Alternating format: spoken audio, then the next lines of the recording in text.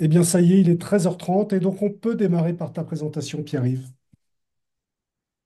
Merci à toi. Ok, bonjour. Est-ce que vous pouvez me confirmer qu'on voit bien la présentation? Impeccable. Ok, très bien. Euh, voilà, je vais vous parler d'un travail qui a été fait donc avec des collègues de Trousseau, de l'unité d'urgence pédiatrique autour de donc nirsevimab et la bronchiolite. Donc, comme je vais parler de spécialité pharmaceutique, voilà, pas de conflit d'intérêt des auteurs vis-à-vis de l'utilisation, enfin de la production de nirvesimab.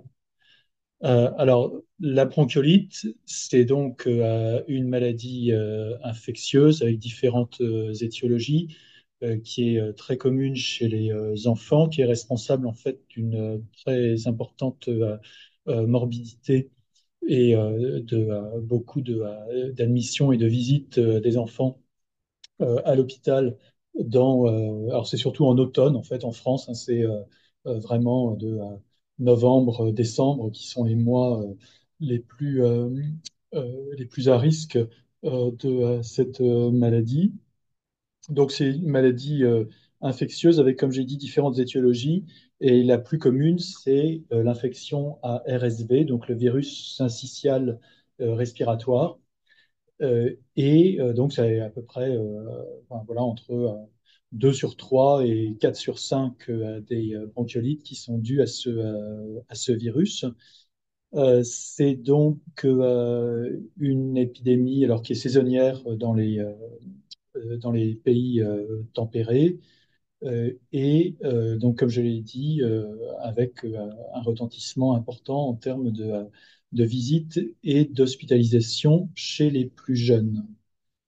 Alors, jusqu'à présent, en fait, il n'y avait pas grand-chose pour lutter contre la bronchiolite. Et en 2023, a été autorisé donc un médicament qui s'appelle le nirsevimab, qui est donc un anticorps monoclonal qui a été approuvé donc très récemment, en 2023. Et donc, cet anticorps, il est injecté aux enfants et il donne une immunité euh, à, à l'infection à RSV. Et donc, en fait, les essais cliniques qui ont eu lieu ont montré que le pourcentage d'enfants qui étaient protégés était assez élevé, que la protection en fait s'étendait sur au moins 6 mois. Après, voilà, on n'a pas notamment le recul nécessaire pour savoir combien de temps les enfants qui ont été immunisés euh, vont être couverts. Et donc, ça a été introduit dans 5 pays en 2023, donc vraiment très peu. En France, il y a eu à peu près 200 000 doses de nirsevimab qui ont été utilisées. Euh, donc, l'immunisation a commencé en septembre 2023 dans la communauté et dans les maternités, donc à la naissance. Et puis, face à la demande, en fait, très rapidement, l'immunisation a été faite uniquement dans les maternités à partir de octobre et donc jusqu'à décembre 2023. Euh, alors, Voilà, donc en fait, on a fait deux choses. Donc, je vais vous parler d'abord rapidement en fait de l'étude cas témoin qui a été mise en place. Donc avec les collègues de Trousseau, donc entre octobre et février, donc de 2023 à 2024, euh, à l'hôpital Trousseau, il y a eu en fait un recueil de données systématiques sur sur tous les enfants qui se présentaient au département d'urgence pédiatrique. Et pour tous les enfants, donc quelle que soit la cause de consultation, il était demandé aux parents ou aux accompagnants si l'enfant avait reçu du nirsevimab ou pas. Donc en fait, c'était uniquement chez les enfants de moins de 1 an. Ensuite, donc, on avait le diagnostic qui était porté à l'issue de la visite aux urgences, éventuellement la décision d'hospitalisation qui étaient également disponibles. Et puis, pour les patients hospitalisés pour une bronchiolite, il y a une détermination virale de, euh, pour savoir en fait si c'est du RSV ou pas. Donc en fait, vous voyez, c'est uniquement dans un sous-ensemble des patients qu'on sait s'il y a du VRS, puisque les recommandations internationales ne recommandent pas que la recherche du VRS soit faite chez tous les patients qui se présentent aux urgences. En revanche, elles recommandent que ça soit fait systématiquement chez les patients qui sont hospitalisés. Donc ça, c'est voilà pour l'enquête, enfin l'étude cas témoin. Et puis après cette étude cas témoin, en fait, on a également étendu notre collecte de données à tous les hôpitaux pédiatriques de Paris. Donc il y a 6 autres hôpitaux avec un département d'urgence pédiatrique, voilà, et dans lequel, en fait, on a récupéré le nombre de visites avec un diagnostic de bronchiolite ou des hospitalisations pour bronchiolite. Et donc ça a été fait à la fois pour l'année 2023-2024, mais également, en fait, pour plusieurs saisons précédentes. Et donc, vous voyez, on a pris, en fait, les mêmes données de 2007 à 2019 et en 2022, donc on a exclu 2020 et 2021. Vous comprenez sûrement pourquoi. C'est parce que pendant la période Covid, eh bien, il n'y avait pas de RSV qui a circulé ou extrêmement peu. Alors, donc, je vais tout de suite vous donner les résultats de l'étude cas témoin parce que c'est pas ça que j'ai envie de vous expliquer plus en détail aujourd'hui. Donc, en fait, dans cette étude cas témoin, comment on a fait?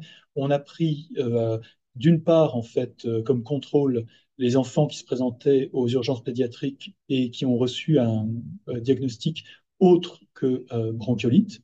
Et donc, en fait, chez ces enfants-là, on a considéré qu'ils étaient, étant donné qu'ils venaient aux urgences pour une cause quelconque, on a considéré qu'ils donnaient une bonne source de données pour savoir quelle était la, l'exposition au nirsevimab dans la population pédiatrique générale.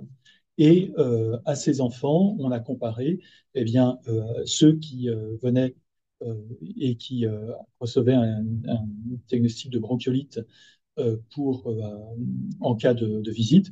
Et puis également, on a regardé en fait ceux qui étaient hospitalisés pour bronchiolite ici. Donc je précise ici qu'en fait c'est bronchiolite de toute cause, c'est-à-dire qu'en fait on n'a pas ici la possibilité de regarder ce qui se passe pour les bronchiolites causées par le RSV.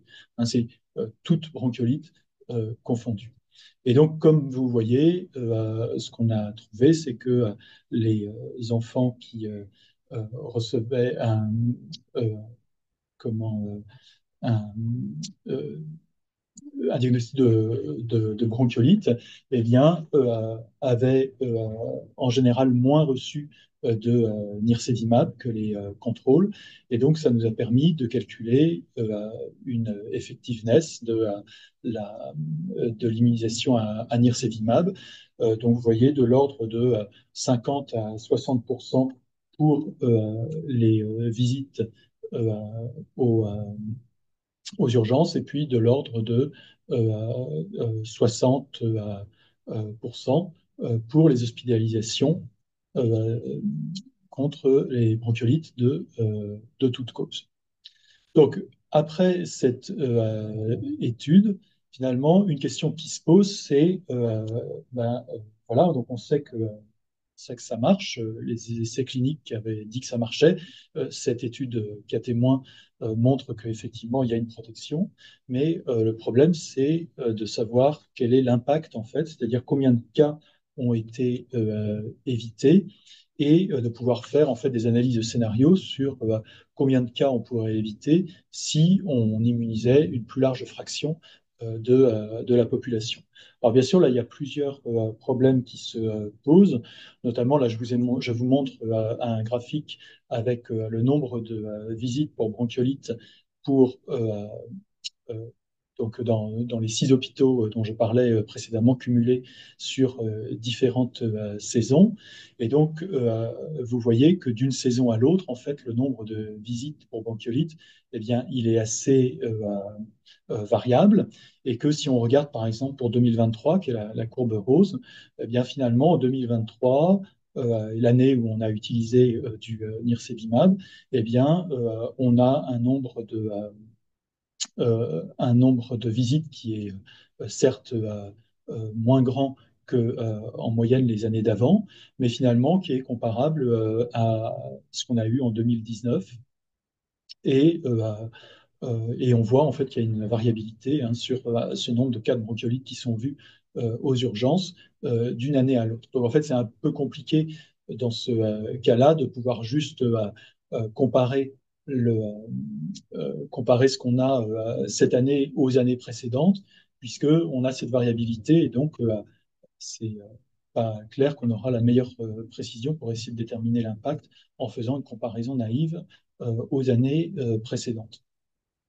Alors, qu'est-ce qu'on peut utiliser? Ben, par exemple, quand on regarde la distribution d'âge des cas qui se présentent aux urgences, on voit que finalement, sur les différentes saisons précédentes, la distribution d'âge des cas, donc vous avez ici 3 couleurs qui sont les 0-3 mois, c'est en bleu, les 3-6 mois, que c'est en vert, et les 6-12 mois qui sont en rose.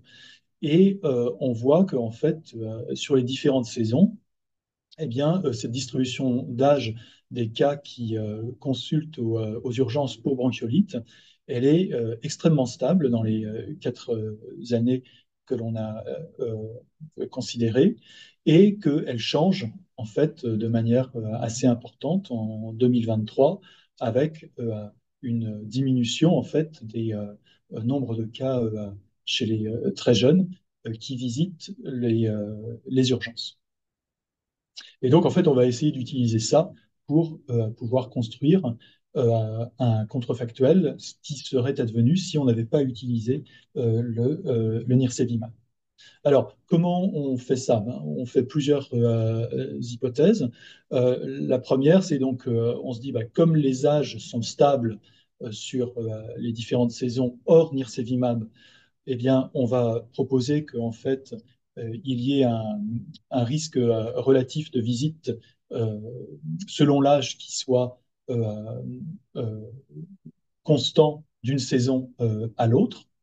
Et puis, comme les cas qui sont vus aux urgences en fait proviennent d'une même épidémie qui est vue dans les différents hôpitaux, eh bien, on va faire l'hypothèse qu'il y a un risque relatif commun au cours du temps, euh, chaque saison, donc il va être différent d'une saison à l'autre, mais qui sera le même pour les différents hôpitaux dans une même saison.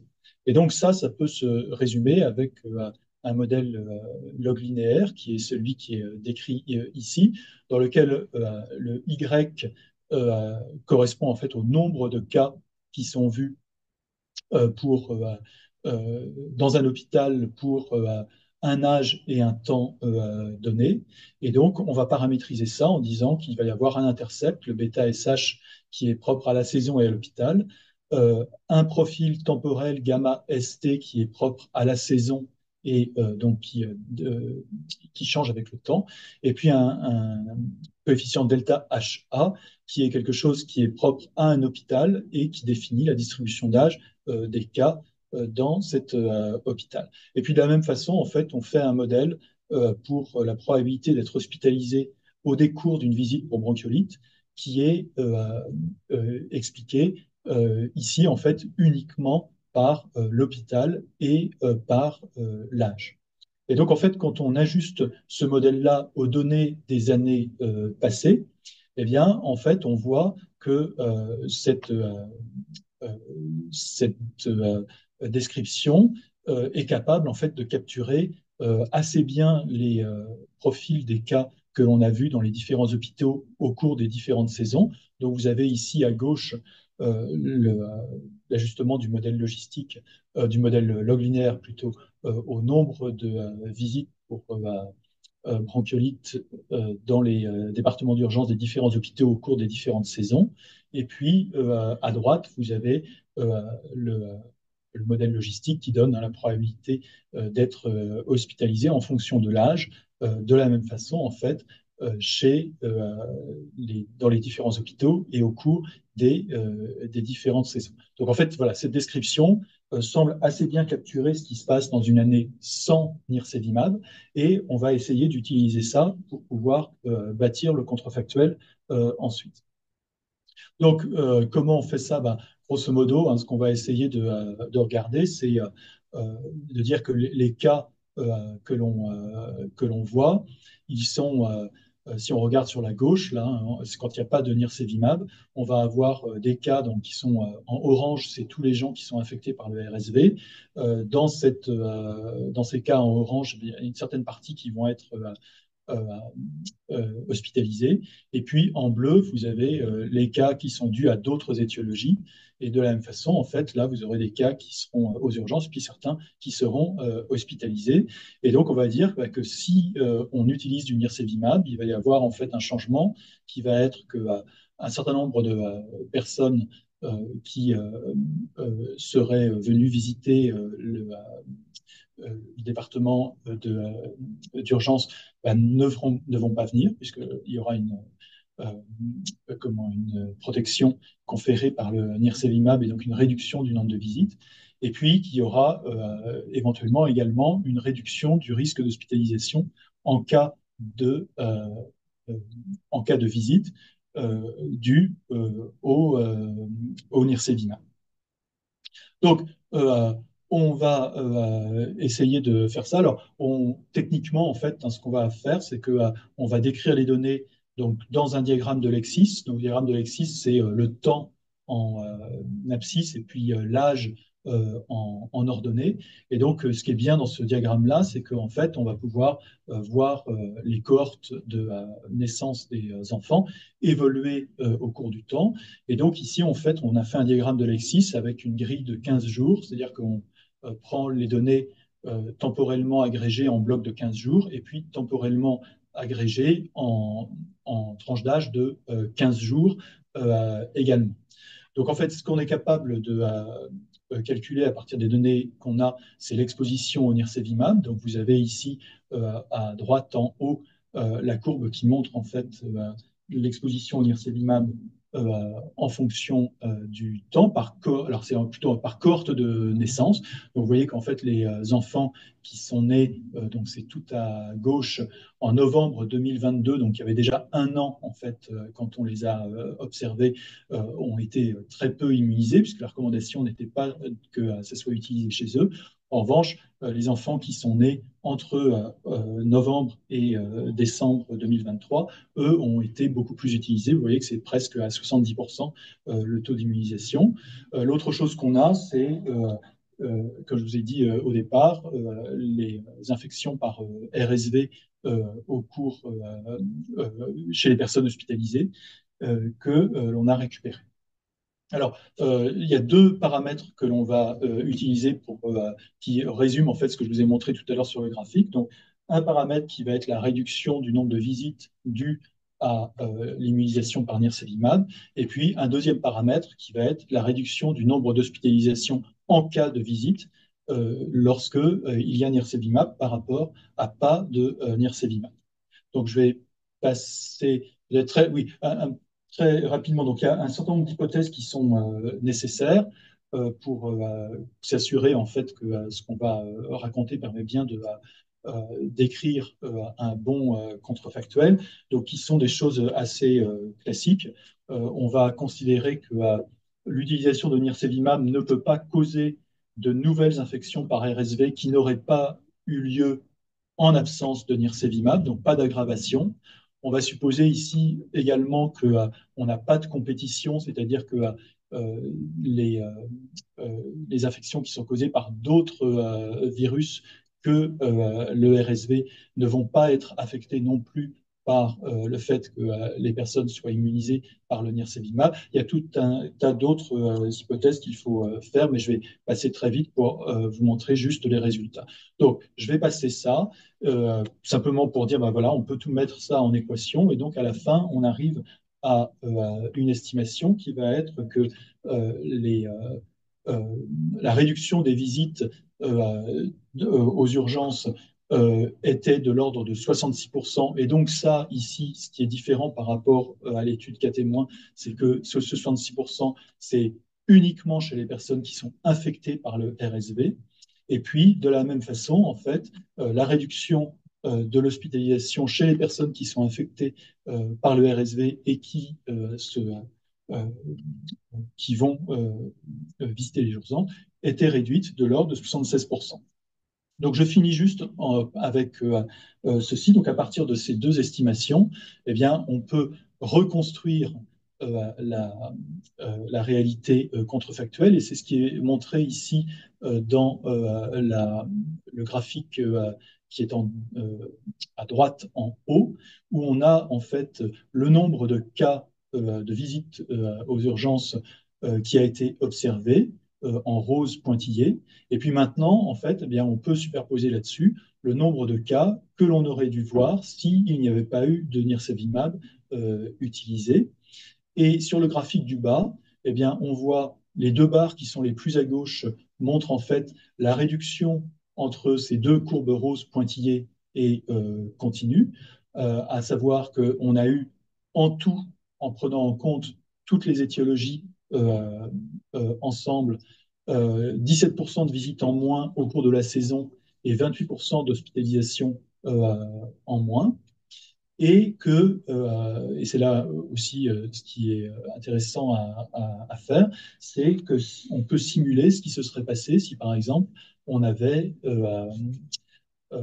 immunisé tout le monde. Hein. Donc, si on avait immunisé 100% des enfants à la naissance, eh bien, on aurait pu éviter 49% des visites qui ont lieu normalement dans l'hiver et éviter 64% des hospitalisations. Alors, pour finir, donc quelques points de discussion. Donc, la première chose, c'est que voilà, la deuxième partie et la modélisation de l'impact me permet de prendre en compte directement l'attribution des cas au RSV et, ou à une autre étiologie, et donc de pouvoir calculer exactement ce qui se passerait si on changeait l'exposition de la population. Donc, en termes d'effectiveness et d'impact, on est raccord avec les autres publications qui ont eu lieu dans les pays qui ont utilisé le nirsevimab. Donc, bien sûr, il y a un certain nombre de limitations, toutes les hypothèses qu'on a été obligé de faire, que je vais passer rapidement. Et puis, le fait que voilà, on a des données sur le RSV uniquement chez les hospitalisés dans un seul hôpital, que on ne sait pas exactement comment les décisions, enfin, on a supposé que les médecins ne prenaient pas en compte le fait que les enfants aient reçu du nirsevimab ou pas pour décider si oui ou non ils hospitalisaient, et d'autre part que on a fait l'hypothèse que l'utilisation du nirsevimab en population n'avait pas changé l'exposition à l'infection dans cette population pédiatrique hein, de moins de 1 an. Voilà, je vous remercie et voilà, s'il y a des questions. Merci beaucoup, Pierre-Yves. Vraiment un très beau travail, très, très intéressant. Donc, il y avait une question dans le chat, mais tu y as répondu en temps réel, qui est aussi un exploit de ta part. Je ne l'avais pas sous les yeux. Concernant la validation virologique pour la partie cas témoin, je pense que c'était une question qui était posée par Dominique Costagliola sur la validation du diagnostic d'infection par VRS dans l'étude cas témoin. Donc, dans l'étude cas témoin, en fait, alors c'est voilà, on ne sait s'il y a du VRS que lorsque les enfants sont hospitalisés. Euh, et donc, bien sûr, en fait, c'est l'objet de la modélisation, en fait, de pouvoir remonter de ce que l'on observe à ce qu'on aurait dû observer s'il n'y avait pas eu de nirsevimab. Donc ça se fait par le biais d'un certain nombre de paramètres qui sont les efficacités, hein, la réduction des visites et la réduction des hospitalisations. Mais effectivement, donc, euh, on ne travaille qu'à partir des données d'observation et en, en- avec une détermination du RSV qui est fait post-hospitalisation. Ouais. Euh, Gilles pose la question d'éléments médico-économiques. voilà, c'est des choses qui pourraient bien sûr se greffer dessus. Je crois que ça a été fait un peu. Il y a une équipe, il y a un travail de l'équipe de Simon Kochmez sur la même chose qui a fait, alors qui a montré, je crois que il fallait euh, 40 doses pour éviter une hospitalisation, quelque chose comme ça. Euh, mais bien sûr, bon, ça peut être euh, quelque chose qui est regardé plus, plus en détail à partir de ces données. Il n'y a pas d'autres questions. Moi j'avais une question sur les bronchiolites liées à d'autres étiologies que le virus respiratoire syncytial. Il y a aussi, j'imagine, des hypothèses de stabilité dans le temps sur... euh, enfin, est-ce que c'est toujours les mêmes agents pathogènes et qui se trouvent en même proportion pour expliquer cette distribution d'âge extrêmement stationnaire, en dehors de l'utilisation du nirsevimab? Ou, et est-ce que ça a un peu impacté potentiellement les résultats que vous avez obtenus spécifiquement sur le VRS?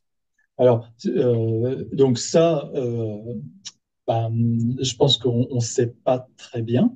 C'est-à-dire que, étant donné qu'on n'a pas regardé spécifiquement sur ces années-là quels étaient les virus qui circulaient, on ne peut pas dire s'il y a eu des changements énormes. Alors, c'est bon, c'est 3 ans de suite, donc on peut supposer qu'il n'y a pas des bouleversements écologiques majeurs, mais cependant, on ne sait pas.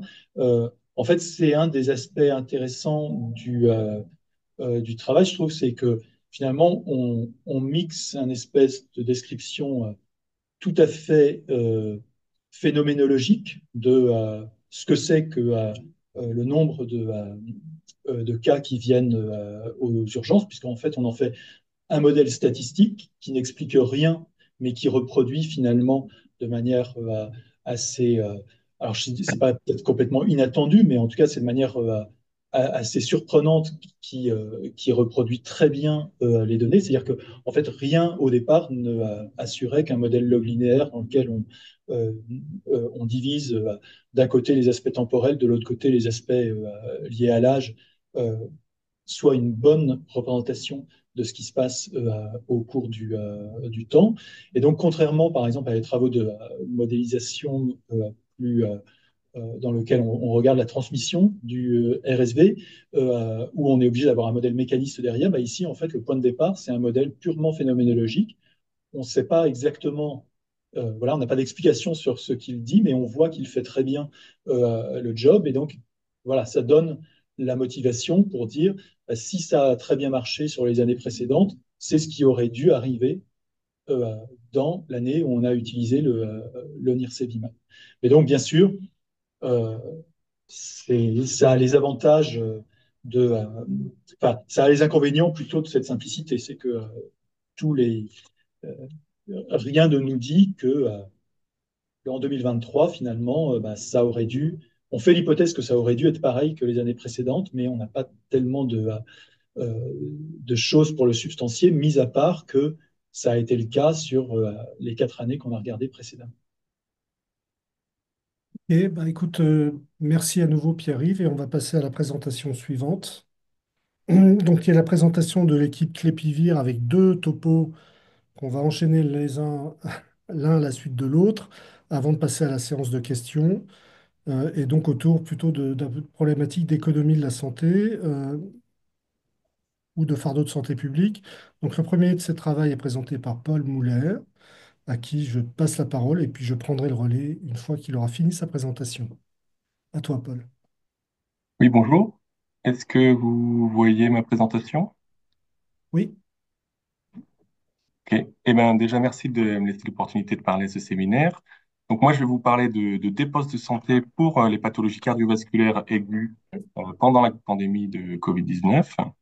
Donc, il faut savoir que c'est une étude qui s'inscrit dans le cadre du projet Covidos, qui regroupe des chercheuses et des chercheurs de différents instituts autour d'une même question de recherche qui va être évaluer l'impact de la période pandémique sur le recours aux soins de populations vulnérables. Au niveau de la définition d'impact, dans le groupe, on a différencié deux impacts. Donc les impacts plus directs, comme par exemple les hospitalisations Covid ou les remboursements de tests PCR, et tout ce qui va être plus impact indirect, donc tout ce qui va arriver en période pandémique et qui ne va pas être directement lié au virus. Donc, un tout petit mot de contexte. Donc, on se rappelle en 2020, donc face à la pandémie de Covid-19, il y a eu une réorganisation massive du système de soins avec une annulation des hospitalisations dites non urgentes. Cependant, en dépit de leur caractère urgent, on a aussi vu des perturbations importantes sur les patients hospitalisés pour événements cardiovasculaires aigus, avec notamment une baisse des hospitalisations. Sachant que événements cardiovasculaires aigus, ça va regrouper les accidents vasculaires cérébraux, les embolies pulmonaires, les insuffisances cardiaques aiguës et les infarctus du myocarde. Donc, quel a été l'objectif finalement de cette étude? Ça va être d'évaluer l'impact de la période pandémique sur les consommations de soins de ces patients qui sont hospitalisés pour ECA. Et pour ça, on s'est basé sur le système national des données de santé qui regroupe les informations de santé de toute la population française et plus particulièrement un outil qui est développé par la CNAM qui s'appelle la cartographie des pathologies, qui va nous donner pour chaque patient des caractéristiques dites médicales qui vont notamment nous servir à définir notre population d'études, mais aussi le niveau de comorbidité de chaque patient, et qui va nous donner surtout les remboursements de santé de chaque patient pour les 26 postes différents qui ont été définis par la CNAM qui vont des hospitalisations à la consommation de médicaments. Donc, comment on a fait, nous, pour évaluer l'impact de la période pandémique? Eh bien, d'abord, on a étudié l'évolution annuelle du remboursement moyen par patient pour les patients de notre étude. Donc, c'est ce qu'on voit ici sur ce graphique. Donc, sur l'axe des abscisses, on a l'échelle temporelle en année qui va de 2015 à 2022. Sur l'axe des ordonnées, on va avoir le montant moyen remboursé par patient. Et là, pour chaque strate, on a l'évolution au cours du temps. Donc, par exemple, la ligne rouge, c'est les hommes de 65 à 69 ans. Donc, nous, qu'est-ce qu'on a fait? On a utilisé ces informations de la période pré-pandémique pour finalement apprendre la tendance et l'évolution naturelle qu'il y avait au cours du temps de ces dépenses. Ensuite, on a simplement prolongé cette tendance pour faire des prédictions sur la période pandémique en se disant, en faisant l'hypothèse que s'il y avait eu, pas eu de pandémie, ça aurait suivi la même évolution. Et ensuite, on a simplement comparé les dépenses de santé observées en période pandémique avec ces projections. Et c'est cette différence finalement qui va nous servir à quantifier l'impact de la période pandémique. Donc, au niveau des résultats, qu'est-ce qu'on a eu? Donc, pour tous les patients hospitalisés pour ECA pour les années 2020 à 2022, ce qui nous fait 1,3 million de patients, on a estimé un surcoût total de plus d'1 milliard d'euros, ce qui correspond finalement à 790 euros pardon, par patient. Cependant, parmi ces patients, si on distingue ceux qui, en plus d'avoir été hospitalisés pour ECA, ont aussi été hospitalisés pour Covid dans l'année, donc là, on se retrouve avec 53 000 patients, mais à eux seuls, donc ils représentent 4% des patients, ils cumulent un surcoût de plus de 700 millions d'euros, donc plus de 70% du surcoût, ce qui nous fait un surcoût par patient de plus de 13 000 euros. Alors que si on regarde les autres patients hospitalisés pour OCA, mais qui n'ont pas été hospitalisés pour Covid dans l'année, donc eux, ils ont un surcoût total de 300 millions d'euros, alors qu'ils sont 1,2 million de patients, donc ça fait seulement 246 euros par patient. Donc si on regarde donc justement parmi ces patients OCA qui ont été hospitalisés pour Covid, un peu plus en détail, donc sur ces 26 postes de dépenses, ceux qui ont été le plus impactés en période pandémique, donc c'est ce qu'on va voir ici sur ce graphique. Donc là, sur l'axe des abscisses, on a les différentes années là, de 2020 à 2022. Sur l'axe des ordonnées, on va avoir le surcoût total estimé. Et ici, on va avoir une couleur différente pour tous les 26 postes de dépenses. Donc, qu'est-ce qu'on va voir principalement sur ce graphique? c'est que finalement, la majeure partie du surcoût va être portée principalement par trois postes de dépenses, qui sont le MCO secteur public, donc c'est les hospitalisations en médecine, chirurgie et obstétrique de secteur public, et le SSR public et privé, donc c'est les hospitalisations en soins de suite et réadaptation. Si on regarde un peu plus en détail au niveau numérique à combien ça correspond, donc c'est ce qu'on va avoir ici sur ce tableau.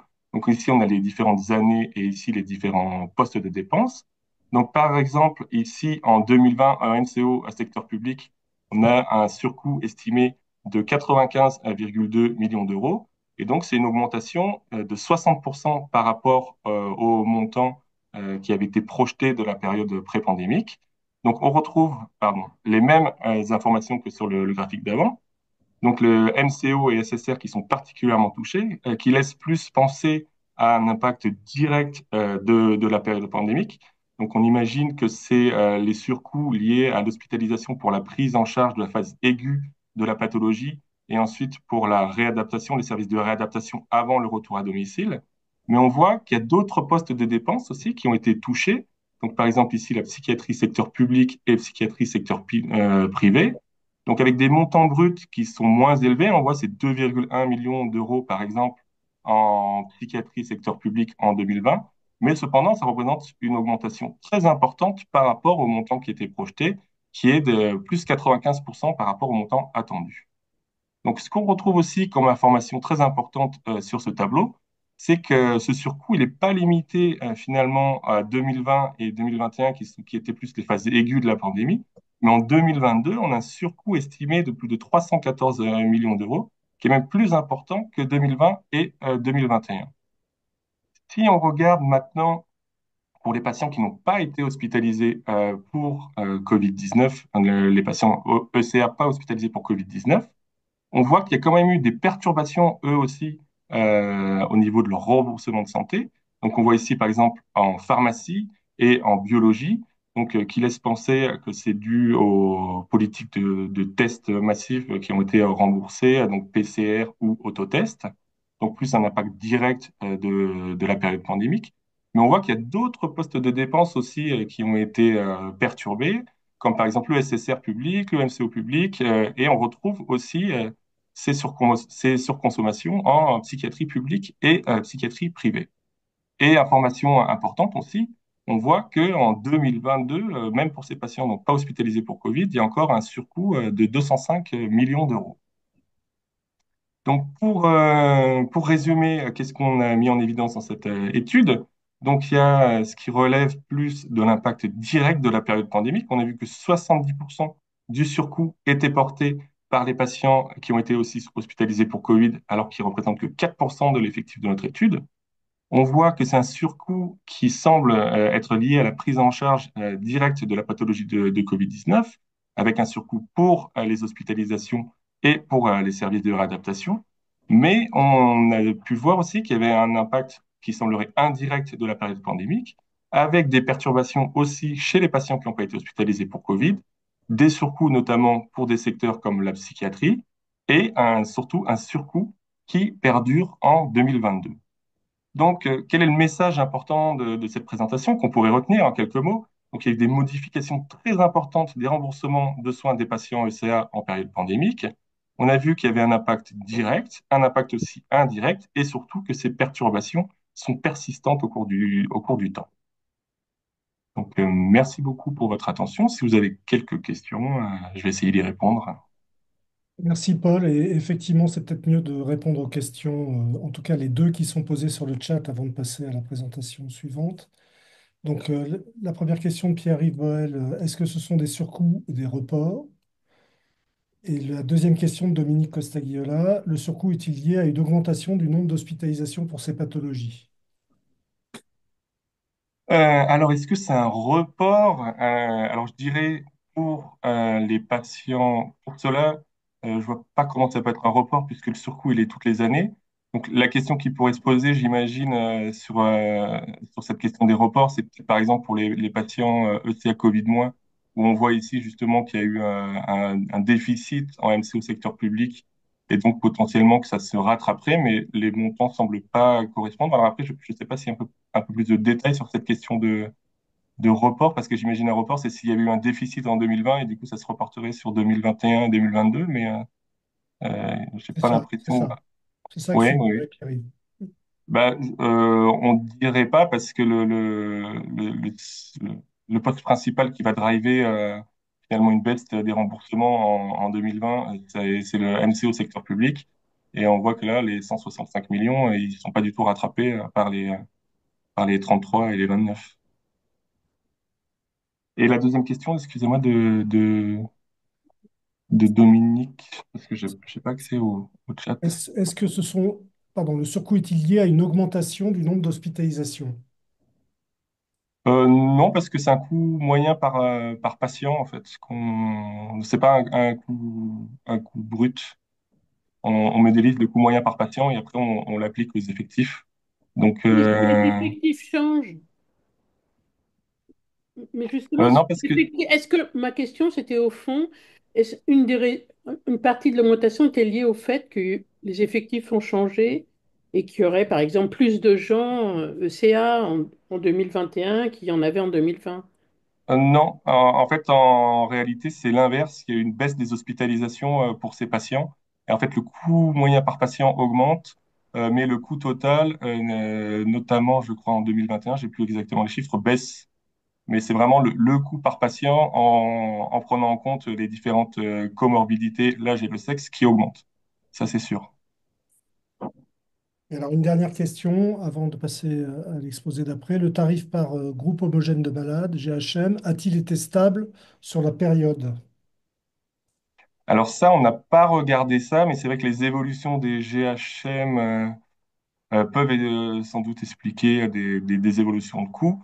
Donc, bah, nous, on fait l'hypothèse que ça n'a pas évolué différemment de la période pré-pandémique, en fait. Mais c'est vrai qu'on n'a pas regardé. Mais après, ça pourrait expliquer peut-être dans certains secteurs, mais pas forcément pour tous les secteurs, hein, notamment la psychiatrie. Alors peut-être que si, il y a eu des augmentations de GHM en période pandémique.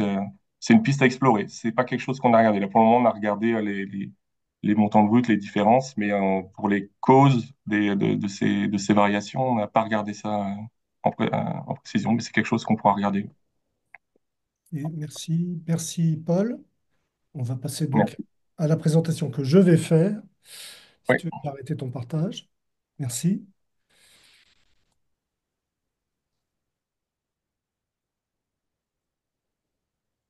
Et alors, est-ce que vous voyez ma présentation? Oui. Oui, sans problème. Merci. Donc moi, je vais vous parler de fardeau de santé publique de l'hépatite B en France, un travail qui a été fait par Laurent Lam, qui a soutenu sa thèse il y a maintenant presque un an et demi, et qui est parti après dans le privé, puis à la Haute Autorité de Santé, donc il est revenu dans le droit chemin, si je puis dire, euh, et qui a beaucoup travaillé donc, sur les données du Système national de données de santé, en particulier pour évaluer l'efficacité de l'hépatite C, des traitements contre l'hépatite C et de l'hépatite B, le fardeau de santé publique de l'hépatite B que je vais vous montrer maintenant. Donc là, l'objectif, c'est que finalement, on ne sait pas grand-chose de l'épidémiologie au niveau macro, national, et du fardeau de santé publique de cette infection, en tout cas dans les pays d'Europe, parce qu'il y a de très grandes cohortes asiatiques qui ont documenté ce fardeau, mais on n'en sait pas grand-chose dans les pays d'Europe et que donc il était intéressant de regarder ce qu'on pouvait en déduire à partir des données qui sont collectées dans le système national des données de santé. Et donc l'idée de ce travail, c'était d'explorer à la fois les taux de certains événements, y compris les décès, mais aussi le risque de cancer du foie et le risque de transplantation hépatique chez ces patients infectés par le virus de l'hépatite B, et le fardeau économique. Alors, pour identifier la cohorte qui va être l'objet de cette étude sur 2012 et jusqu'en 2021, on a utilisé un algorithme qui permet d'identifier les patients infectés par le virus de l'hépatite B dans le système national des données de santé, donc à partir des données du système national des données de santé, qui a été construit parce qu'on avait les données de la cohorte hépataire, qui est donc une cohorte qu'on suit en interne dans le laboratoire, qui était chaînée individuellement avec le SNDS et qui a permis de tester et de valider un certain nombre d'algorithmes en utilisant le statut notifié dans Hepatère comme référence, comme gold standard. Et donc l'algorithme que je ne vais pas préciser, il est décrit ici. C'est un algorithme qui a une très bonne sensibilité. On a à peu près 6000 patients infectés par le virus de l'hépatite B dans Hépatère.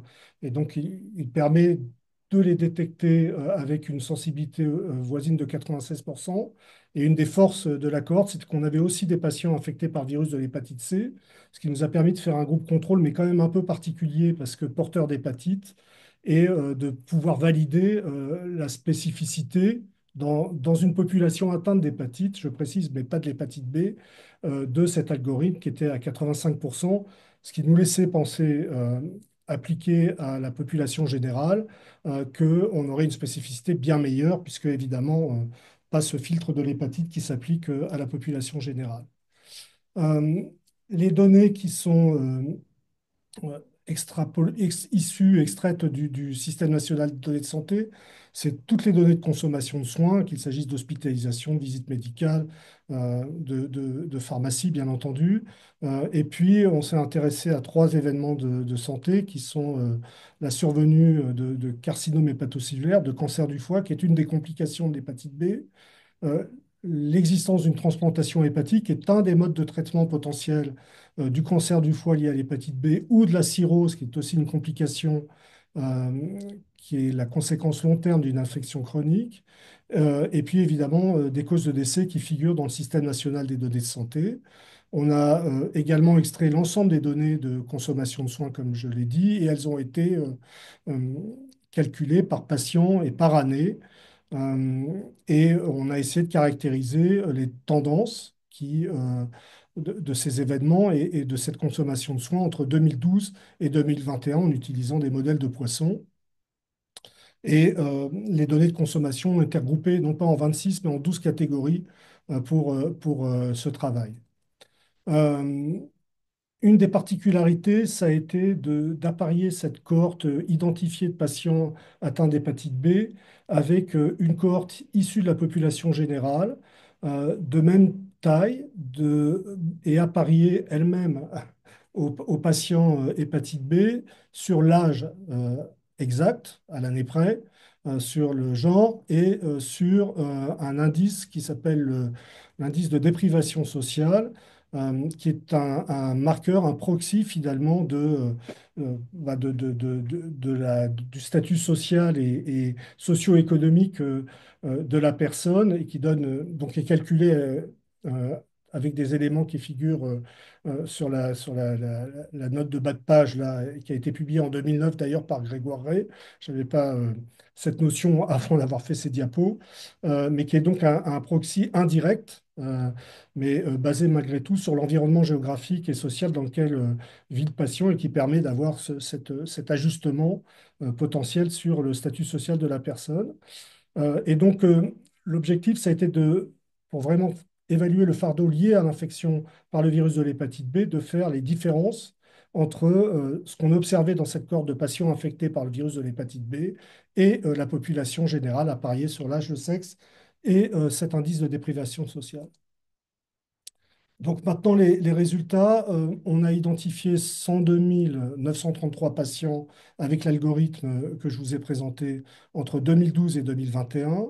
On a pris une base, parce qu'on n'a pas puisé dans le SNDS total, mais un échantillon aléatoire de 3 millions de personnes dans la population générale. Il y a eu un appariement qui a pris un certain temps, qui a été réalisé. Et on arrive in fine avec à peu près deux cohortes de 101 740 patients, une cohorte de patients infectés chroniques et une cohorte de patients appariés issus de la population générale. Donc là, c'est les caractéristiques de ces deux cohortes. Alors bien sûr, l'âge, le sexe et les quintiles de cet indice de déprivation sociale sont strictement identiques entre les deux groupes. Et vous voyez qu'on a une population d'âge médian de 47 ans, hein, et ce qui était parfaitement connu, plus de 60% de personnes de sexe masculin contre 40% de sexe féminin. Et par contre, pour les autres comorbidités qui ont été issues de ces deux groupes, eh bien, ce qu'on peut constater, et c'était déjà un résultat en soi, c'est que bah, les personnes vivant avec le virus de l'hépatite B ont une proportion, hein, une fréquence beaucoup plus élevée que la population générale de même âge, de même sexe et de même statut social, si on l'évalue par l'indice de déprivation sociale, de comorbidité, qu'il s'agisse de comorbidités liées à la maladie hépatique. Bien sûr, on s'attendait à avoir plus de cirrhose, 11%, que dans la population générale, mais aussi de troubles métaboliques, de maladies coronariennes, et puis de maladies indirectes liées de cancer, etc. Donc, c'est une population beaucoup plus comorbide. Et donc, quand on va évaluer le fardeau dans cette population, il faut aussi intégrer qu'on évalue indirectement le fardeau de ces comorbidités qui sont associées à l'infection par le virus de l'hépatite B. Donc ça, c'est le résultat des tendances avec les différences donc, à chaque fois entre cohortes de patients atteints d'hépatite B et population générale sur les 10 années d'études. Alors, il nous manquait une année, je crois, pour les taux de mortalité, ce qui est la raison pour laquelle il n'y a pas de première valeur évaluée. Mais donc, vous voyez, globalement, on a un excès de mortalité chez les patients infectés par le virus de l'hépatite B, avec plus de comorbidité, encore une fois, par rapport à la population générale, mais qui est relativement conséquent, puisqu'en moyenne, il est de 13,3 pour 1000 personnes par an. Et puis également, et ce qui était évidemment attendu, un excès de cancer du foie et un excès de transplantation hépatique, ce qui était également absolument attendu. Mais l'autre point important, c'est la décroissance finalement entre de ces différentes tendances, hein, cette tendance négative qui va à la diminution avec un AAPC, donc c'est Average Percentage Change, donc qui était par an, hein, Average Annual Percentage Change, qui était de 3,7% de décroissance par an pour la mortalité, de 8% de décroissance par an pour le cancer du foie et de 12% de décroissance par an pour la transplantation hépatique. En matière de coûts sur les différents postes, sans rentrer dans le détail, là aussi, on a un coût par patient par an qui est évalué en début de période en 2012 à 7 000 euros par patient et qui est in fine en 2021 à environ 5 000 euros par patient, donc qui décroît au fur et à mesure du temps, ce qui n'est pas non plus une surprise. Et ce coût est largement représenté par les séjours hospitaliers et puis par les médicaments pris par les patients atteints d'hépatite B pour leur hépatite chronique, en particulier par les antiviraux des hépatites B, dont je vais parler tout de suite après. Et donc justement, les antiviraux, pour l'hépatite B, il y en a aujourd'hui deux principaux qui sont le tenofovir et l'entecavir. Et comme travail complémentaire du travail d'évaluation du fardeau, on a voulu regarder si on pouvait répondre avec le système national des données de santé à la question de existe-t-il un risque différent chez les patients prenant le tenofovir de cancer du foie de celui qui existe chez les patients qui prennent l'entecavir, sachant que les deux molécules sont pas exactement les mêmes, mais ont a priori les mêmes propriétés antivirales, et qu'une méta-analyse qui est basée sur des cohortes asiatiques publiées en 2019 évaluait, comme vous le voyez, a better effect of tenofovir in reducing HCC incidence, donc un impact plus important du tenofovir sur une diminution du risque de carcinome hépatocellulaire que de l'entecavir, mais recommandait aussi le fait qu'il fallait faire des essais contrôlés et des études sur des grandes cohortes pour pouvoir mieux le documenter. Et c'est un petit peu ce qu'on a fait en essayant de réaliser un essai émulé dans le SNDS pour comparer chez les patients qui allaient prendre du tenofovir ou qui allaient prendre de l'entecavir, finalement, ce risque de carcinome hépatocellulaire.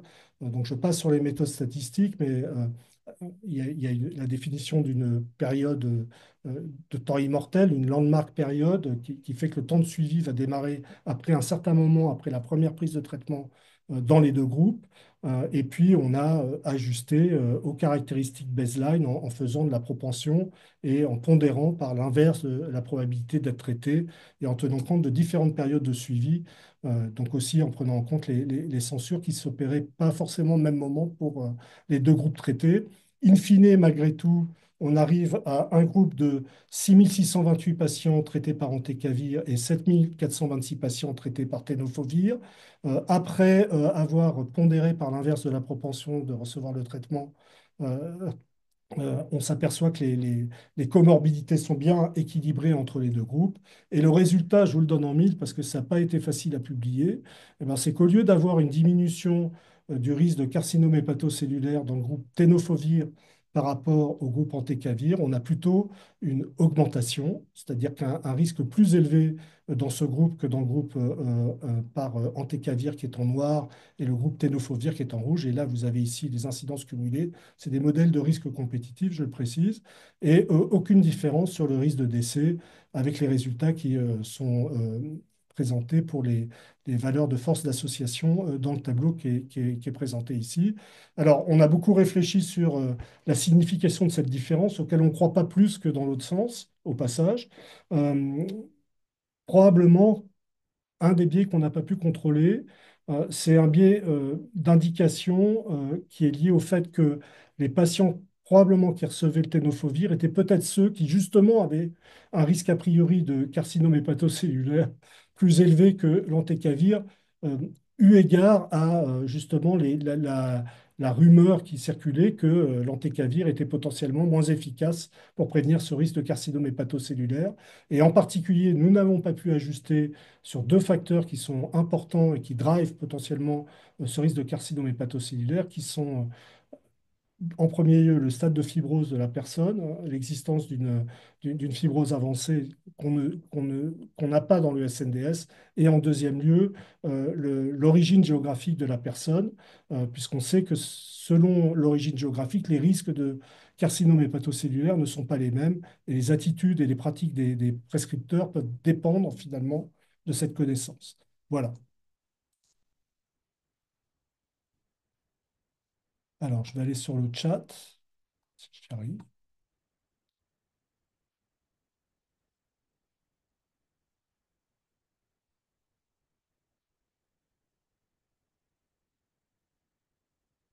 Est-ce qu'il y a des questions?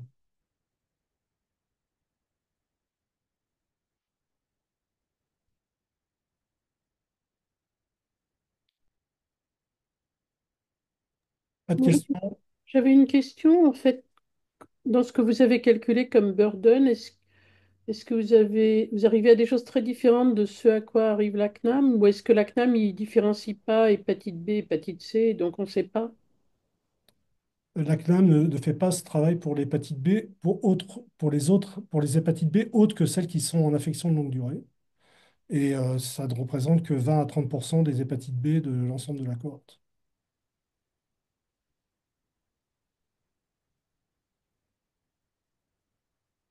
Alors, j'ai deux questions qui sont arrivées. Pourquoi les réductions de mortalité greffe ne sont pas les mêmes, proportionnelles?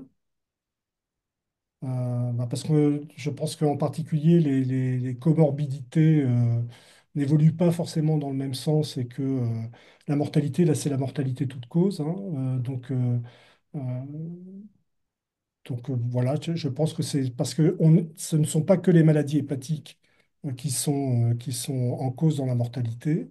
Et la deuxième question, c'est concernant, de Florence Tubac, concernant le biais d'indication et est-ce que l'effet dépend de la période, avant ou après la rumeur? Si on sait la date, la rumeur, elle préexistait, elle date déjà. Alors, je pense que les premiers travaux, ça devait être à peu près 2015, donc effectivement, on n'a pas ça, mais de toute façon, le modèle est un modèle avec pondération successive, année par année, pour chaque période, pour chaque année. Donc, c'est un modèle à la Hernan de pondération itérative par l'inverse de la probabilité de recevoir le traitement A plutôt que le traitement B.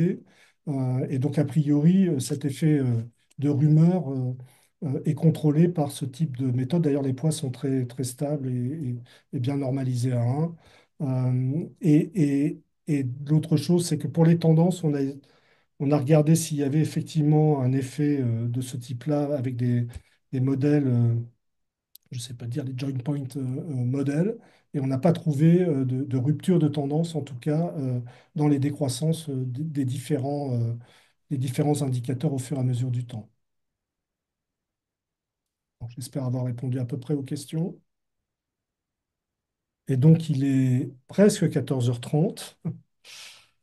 Et je vais passer la parole maintenant à Aïcha Mourchidi et Fabienne Elkouri. Bonjour Fabienne, qui vont nous parler de prévalence, profil et impact des expériences négatives de l'enfance sur la santé mentale. Merci beaucoup. Vous voyez la présentation. Pas encore en plein écran.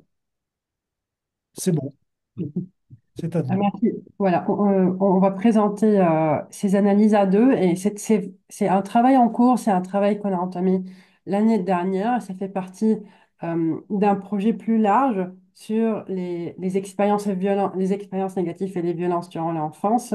Et une partie de ce projet est financée dans le cadre de Kim Viaf par la région Île-de-France.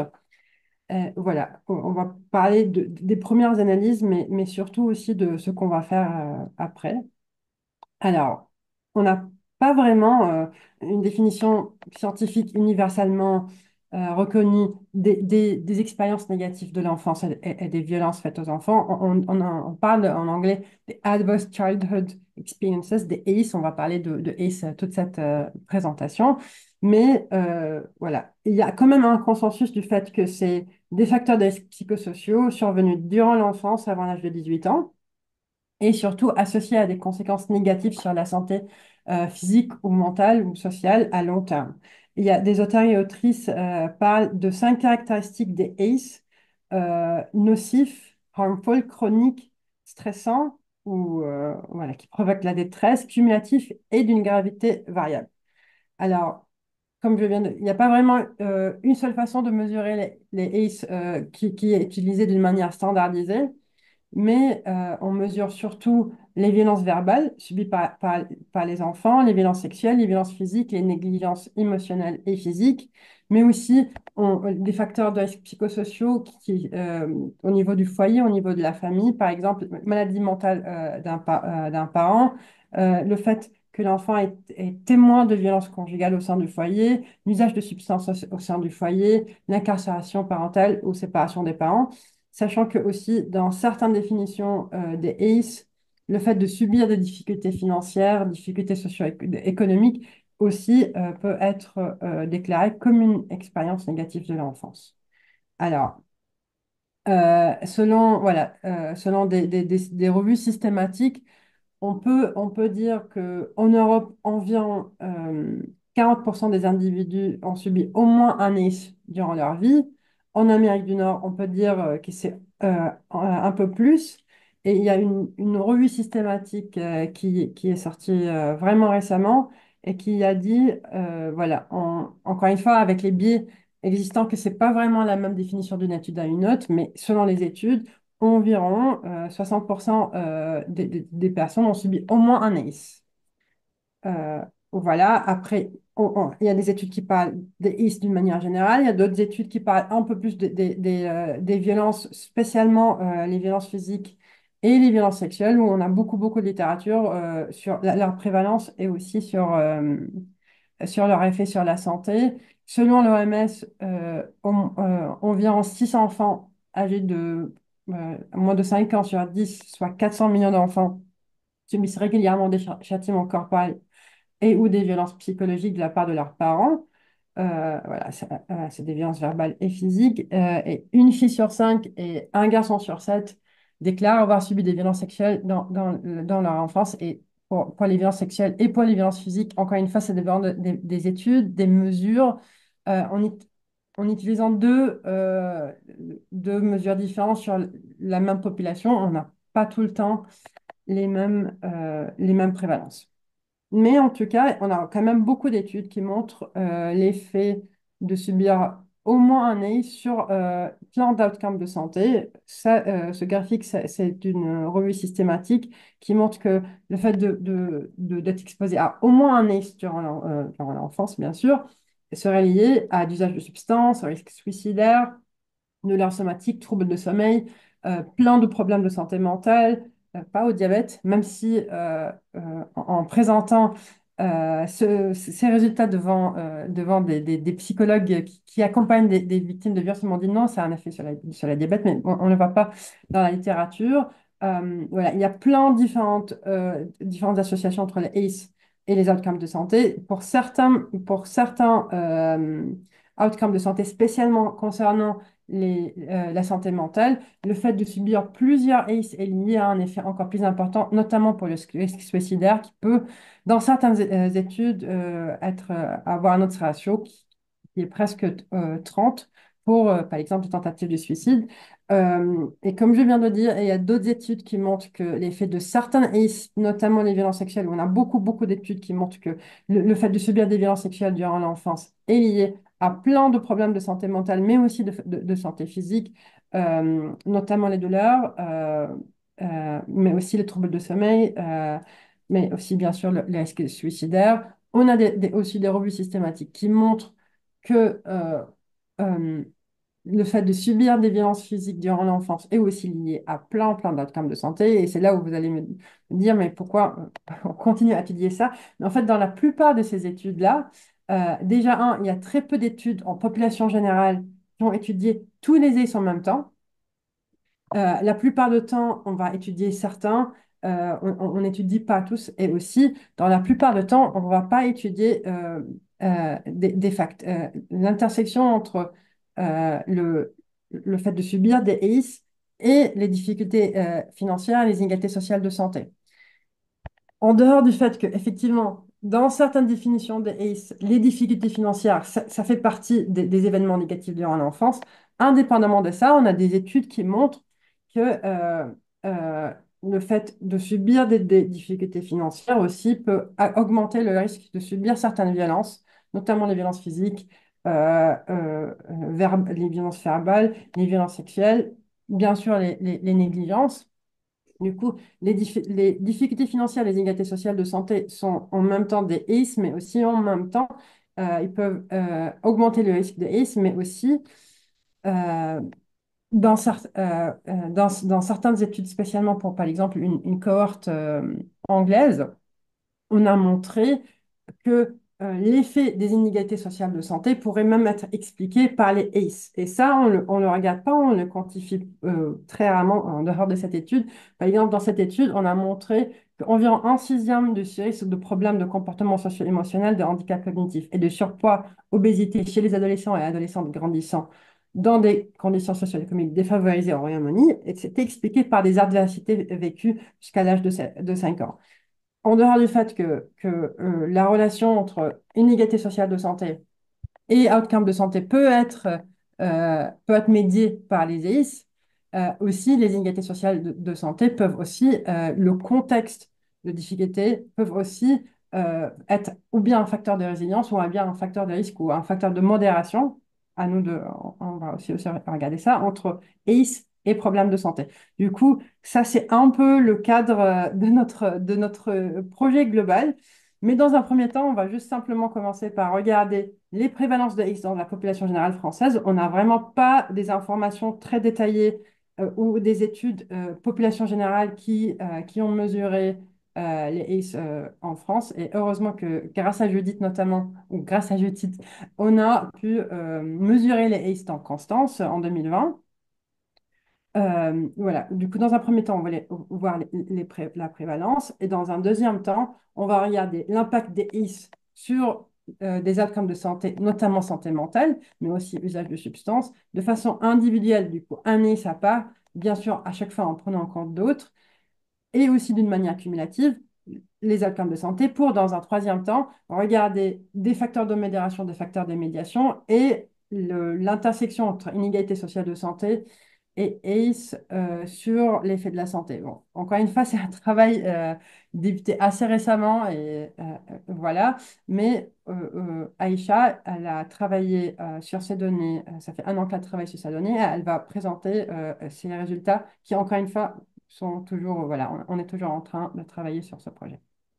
Je te laisse la parole, Aïcha. Bonjour à toutes et à tous. Je vais prendre le relais du coup pour vous présenter nos premières analyses que nous avons réalisées pour ce projet.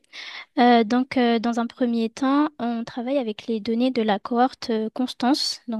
Si vous connaissez Constance, c'est l'une des plus grandes cohortes épidémiologiques en France.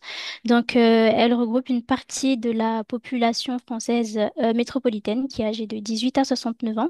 Elle compte environ 220 000 participants qui sont affiliés au régime général de la sécurité sociale et qui ont été recrutés entre 2012 et 2021 et elle permet de suivre l'évolution de leur état de santé grâce à plusieurs questionnaires qui vont s'intéresser à leur mode de vie, à leur environnement, aux facteurs professionnels ou encore à la santé des femmes.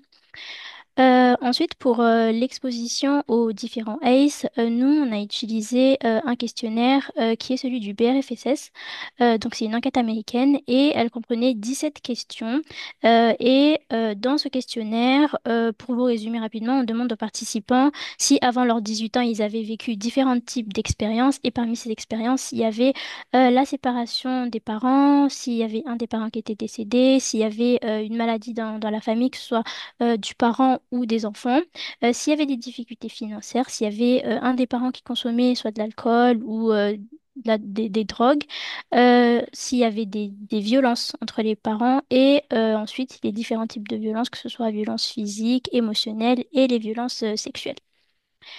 Pour nos premières analyses, dans un premier temps, le travail qui a été fait, c'était pour l'estimation de la prévalence des risques. Donc, il y a on a utilisé plusieurs façons de les estimer. Première méthode, c'est de faire un score dans lequel, en fait, on comptait le nombre de réponses oui des participants. Donc, c'était un score qui allait de 0 à 17. Ensuite, on a analysé chaque type d'ACE pour voir comment les participants répondaient. S'ils répondaient oui, jamais, plusieurs fois. Et dans un troisième temps, on a un peu regroupé les ACE qui se ressemblaient, on en a créé des catégories et ça, c'était la troisième façon de faire. Ensuite, qu'est-ce qu'on a fait? On a utilisé une méthode de classification qui est une méthode qui s'appelle les analyses de classe latente. Donc, cette méthode, elle permet de regrouper les participants sur la base de leurs réponses aux questions. Et ce qui nous intéressait, c'était de regrouper les participants ayant vécu le même type d'expérience. Donc, on partait d'un échantillon qui était large et on formait finalement des sous-groupes homogènes. Après avoir créé ces classes, on a réalisé des régressions multinomiales logistiques afin de voir s'il y avait des facteurs socio-économiques et démographiques qui seraient associés justement à ces classes. Ce sont les variables que vous voyez affichées ici et les modèles ont été stratifiés sur le sexe des participants pour la raison que il y a des différences qui ont été observées entre sexes, comme Fabienne l'a rappelé au tout début. Donc pour les premiers résultats, on voit déjà que dans notre échantillon qui est regroupé en à peu près 100 000 participants, on a 65% qui répondent avoir vécu au moins un type d'ACE avant leurs 18 ans. Et pour les femmes, on a 21,6% qui déclarent avoir vécu plus de 4 ACE et pour les hommes, c'est à peu près 15,5%. Ici, vous voyez le pourcentage par sexe pour les différentes catégories d'ACE. Les plus fréquentes, c'était les violences psychologiques avec 38% et 37%, suivi des difficultés financières et la maladie, que ce soit des parents ou de l'enfant. Et la plus grande différence que vous pouvez voir juste en bas, c'est au niveau des violences sexuelles, parce qu'on voit que les femmes, finalement, elles ont 16% et les hommes, c'est 6% pour eux. Donc pour les analyses de classe latente, alors ce premier graphe, vous avez ici en abscisse les différentes questions qui ont été posées aux participants et c'est les questions qui nous ont permis de construire ces classes. Donc on a identifié pour les hommes tout d'abord 4 classes. On a une première classe qu'on a appelée une classe faible exposition aux adversités qui regroupait 68% de notre échantillon. Donc, c'était des personnes qui avaient une faible probabilité de répondre ou de déclarer qu'ils avaient vécu les différents types d'ACE. Ensuite, pour la deuxième classe, c'était la classe violence physique et émotionnelle avec 19% de notre échantillon. Donc, c'était des personnes qui répondaient plus souvent oui aux questions sur les violences physiques et émotionnelles. Et enfin, la troisième classe sur l'environnement familial instable avec 12%. Donc, c'était des personnes qui répondaient oui aux questions sur la séparation des parents. Dans le foyer, il y avait un parent qui travaillait pas, des difficultés financières, des violences entre les parents ou encore des consommations de substances ou d'alcool. Donc pour les femmes, c'est à peu près les mêmes classes, c'est juste les pourcentages qui sont différents. Donc on a 62% pour la classe faible exposition aux adversités, 15% pour les violences physiques et émotionnelles, 13% pour l'environnement familial instable. Et il y a une autre classe qui est apparue, donc c'est la classe des violences sexuelles avec 9%. Et donc c'était les participantes qui répondaient avoir été victimes d'attouchement ou quelqu'un qui leur a demandé des faveurs sexuelles ou avoir été forcées d'avoir des relations sexuelles. Donc pour les résultats de la régression multinomiale, je vais vous les présenter rapidement parce qu'on n'a pas le temps, mais si vous avez des questions, on peut en discuter. Donc ce qu'on peut voir, c'est qu'effectivement, il y a des facteurs qui seraient liés à la déclaration d'ACE. Donc on a l'âge. Ici, on peut voir que les participants les plus jeunes, ils déclaraient plus souvent des ACE. La catégorie socio-professionnelle aussi est liée et plus précisément lorsque le père est employé ou déclare ne pas avoir de profession ou est dans une autre situation. Et le contraire, on peut voir que ceux qui sont dans la catégorie intellectual profession, donc c'était les médecins ou les ingénieurs, ils avaient moins de déclarations d'ACE. Et pour l'origine géographique, on peut voir que ceux qui avaient plus de déclarations d'ACE, c'était les personnes qui déclaraient d'être originaires d'Europe ou d'Afrique. Et pour les femmes, c'est à peu près les mêmes résultats. Donc, on voit qu'il y a le même effet de l'âge, de la catégorie professionnelle ou de l'origine. C'est juste que les résultats sont un petit peu moins significatifs de ce côté. Donc, dans un deuxième temps, après avoir fait ce travail, là, on est en train de faire un deuxième, c'est un deuxième travail. On s'intéresse à l'association entre les violences sexuelles subies dans l'enfance et la santé mentale. Et pour cela, on utilise les trois questions qui sont en constance. Donc, les trois questions, c'est les suivantes. Il y a avant vos 18 ans, combien de fois quelqu'un vous a-t-il fait subir des attouchements? Quelqu'un a-t-il essayé d'obtenir des faveurs sexuelles? Combien de fois quelqu'un vous a-t-il forcé à avoir des relations sexuelles? Et pour notre outcome de santé mentale, nous, on va utiliser le CEST, qui est une échelle qui est utilisée pour mesurer la dépression et le bien-être des participants. Donc, c'est un score qui correspond à la somme des points obtenus pour les 20 questions. Et dans Constance, il y a une variable qui a été créée avec un cutoff de 16 qui permet de séparer les participants en risque élevé de dépression et faible risque de dépression. Donc, pour les premiers résultats, ici, on a d'abord fait un travail pour créer des variables selon le type de violence vécue et le nombre de violences. Et donc, on peut voir ici que pour ceux qui ont vécu plusieurs types de violences sexuelles ou un nombre élevé de violences sexuelles, le risque de dépression, il est plus élevé. Donc, on peut voir que chez les femmes, ce risque, il y a 1,27 pour les agressions sexuelles et 1,76, donc le cas le plus grave. Et pour les hommes, c'est 1,51 et 2,1.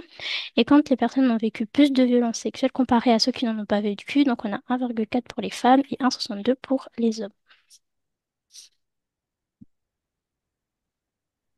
Merci Aïcha. Si je peux résumer un peu nos résultats, c'est qu'on voit bien une exposition importante des IS dans Constance, mais qui va complètement avec la littérature que j'ai présentée, c'est-à-dire environ 40% des individus qui ont au moins un IS qui correspond vraiment si on peut dire, la moyenne européenne. C'est quand même très important. Mais aussi, on a bien vu que les profils sont différents entre les femmes et les hommes, notamment et spécifiquement concernant les violences sexuelles, avec tous les biais, encore une fois, qu'on peut avoir notamment pour une éventuelle sous-déclaration des violences sexuelles qui serait encore plus importante chez les hommes. On a aussi regardé certains facteurs socio-économiques et démographiques qui seraient liés au profil des ACE dans Constance, notamment le CSP, l'origine géographique ou le statut migrant ou quoi que ce soit, mais aussi l'âge.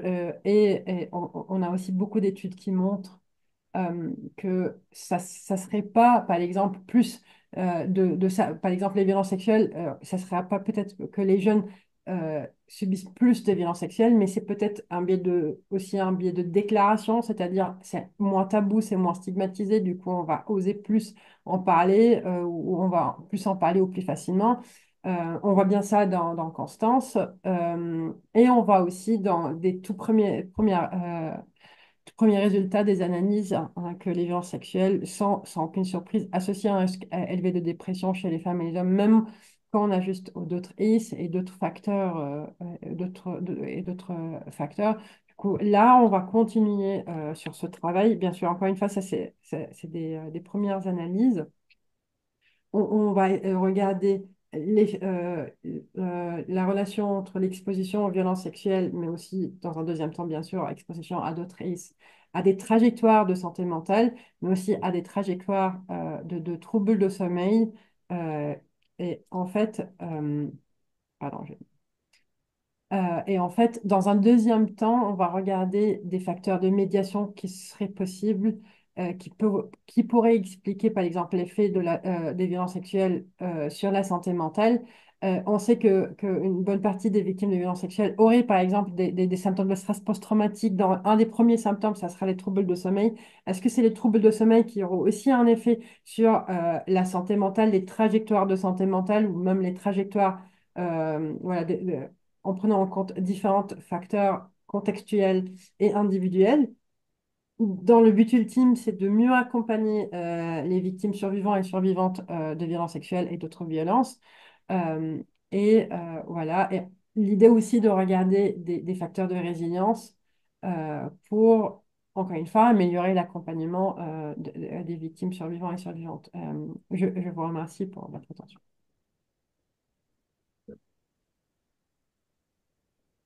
Merci beaucoup et merci, c'est un travail vraiment important, je pense, et très intéressant. Donc, il y a déjà quelques questions sur le chat. De Dominique Costagliola. Dans quelle mesure la collecte nécessairement rétrospective impacte vos résultats? Euh, alors, je veux peut-être surtout parler des violences sexuelles, car ça, c'est un peu mon domaine d'expertise. C'est sûr et certain que ça impacte de différentes façons. Comme je viens de dire, il y a un biais concernant l'âge, en fait, et aussi pour les violences physiques, c'est que les personnes plus âgées, c'est un peu plus normalisé le fait les violences physiques. On va peut-être même oublier certains événements. Mais en fait, cette échelle, elle est plutôt bien validée. Voilà, et en fait, ça dépend vraiment des différentes questions concernant les violences faites aux enfants. La façon qu'on pose la question, elle peut faire toute la différence, spécialement pour les personnes qui ont normalisé. C'est-à-dire, si on va poser les questions, avez-vous subi des violences physiques durant votre enfance, on va pas du tout avoir les mêmes réponses si on pose la question. Est-ce que vous avez, voilà, est-ce que la punition verbale ou physique, quoi que ce soit, elle faisait partie de comment, dans votre foyer, voilà. La façon de poser la question est différente. Et bien sûr, on a des biais de mémoire. Si on pose des questions, dans Constance, l'âge moyen, c'est dans les cinquantaines. Du coup, peut-être ils ont oublié certaines choses. Ça, c'est vraiment un biais. Et c'est peut-être pour cela aussi que les jeunes vont déclarer plus de certaines violences, mais aussi certaines d'autres risques où on aura très peu de risques de biais de mémoire, par exemple la séparation des parents, à quel âge, ou l'incarcération des parents. Mais oui, ça, c'est un biais Et bien important. c'est aussi que probablement certains traumatismes peuvent être totalement, comment dire, dans un déni, quoi. Les gens s'en souviennent Oui. pas réellement. euh, et s'ils ne sont pas dans une période où ils sont en train de réfléchir à ça, finalement, ça peut ne pas remonter alors même qu'ils ont été exposés, quoi. Voilà, c'est assez complexe, à mon avis, de bien aller jusqu'au bout de qu'est-ce que ça peut, comment ça peut différencier en plus en fonction du type effectivement, du type d'événement finalement qu'on cherche à documenter, quoi. Oui, et il ne faut pas oublier qu'il y a l'amnésie traumatique qui existe, C'est ça, c'est-à-dire c'est ça que effectivement j'ai évoqué. certaines informations sont oubliées. Ça fait partie de biais incontournables. Et ça, c'est vraiment un des projets que j'aimerais bien plus explorer. C'est-à-dire, je pense vraiment que la façon qu'on pose la question, elle peut faire toute la différence. Là, on va faire une enquête à partir de septembre-octobre nationale sur les violences sexuelles subies par les ados. Et on passe tellement de temps qu'à toutes les définitions qu'on voit dans la littérature ça tombe pas bien, en fait, spécialement, effectivement, pour les gens qui sont pas dedans ou les gens qui ne se rappellent pas. Voilà, et du coup, on a fait une étude pilote où on a testé différentes façons de poser la question. Mais ouais, c'est vraiment dans le domaine de violence, la façon de poser la question, c'est quand même, il y a beaucoup de travail à faire pour améliorer les échelles qui existent. Je suis d'accord. Alors, il y avait une question de Myrna Nadour sur la dépression. Pourquoi vous avez choisi la dépression comme outcome et pas une autre échelle, anxiété, parce que c'est aussi mesuré dans Constance, ou une échelle plus globale de santé mentale? En fait, l'idée, c'est de mesurer plein de choses. On a commencé car quand même les symptômes dépressifs dans la littérature sont, en fait, le risque qui est vraiment le plus flagrant dans la littérature, c'est le risque suicidaire. Et la dépression, elle est je sais qu'il y a des tentatives de suicide c'est aussi un travail à faire, mais on a commencé car ça, c'est dans la littérature, c'est assez lié. Et l'idée, c'est pas juste de montrer quelque chose qui est déjà montré, mais l'idée, c'est de travailler dans un premier temps pour essayer après de regarder des analyses de médiation, quoi que ce soit. Mais oui, je suis d'accord pour l'anxiété et à regarder. Je suis d'accord. Et alors, une question de Gilles Eschblum sur votre diapositive 6. Comment on peut, mais je crois que tu l'as discuté quand tu l'as présenté, Fabienne, comment peut-on interpréter le fait que l'on constate un surrisque d'avoir une mauvaise alimentation, mais pas de surrisque de diabète? Je suis d'accord. Je pense que en fait, c'est aussi une question de la mesure des violences. En fait, car malheureusement, systématiquement, euh, quand on travaille sur le diabète ou quoi que ce soit, on en pense pas tout le temps. Par exemple, Constance, c'est qu'en 2020 qu'on a posé des questions sur les violences, alors qu'on pose des questions sur le diabète et quoi que ce soit. Et ça pourrait éventuellement être un facteur de risque, mais on n'avait pas encore regardé. Je vous invite à regarder ça. C'est pas... On est un peu plus spécialisé sur santé mentale, mais je pense une des raisons, ça sera que c'est pas systématiquement mesuré. Du coup, peut-être il y avait très peu d'études. Il y avait très peu d'études et on n'a pas montré ou mal mesuré. Et en fait, par exemple, pour les violences sexuelles, le fait de poser la question, et dans certains cas, c'est ça, dans le questionnaire, avez-vous subi des violences sexuelles? Les gens peuvent dire facilement non, et on pose à ces mêmes personnes, avez-vous, par exemple, eu un rapport sexuel non désiré? Et là, il y aura des réponses très, très différentes. Et l'idée, c'est que quand on travaille sur le diabète, par exemple, et on n'est pas expert de violences sexuelles, il faut aller vraiment chercher une question qui est spécifique et pas juste... Bon, ça, c'est mon hypothèse. Je pense que c'est mal mesuré dans certains cas. Merci. Est-ce qu'il y a d'autres questions?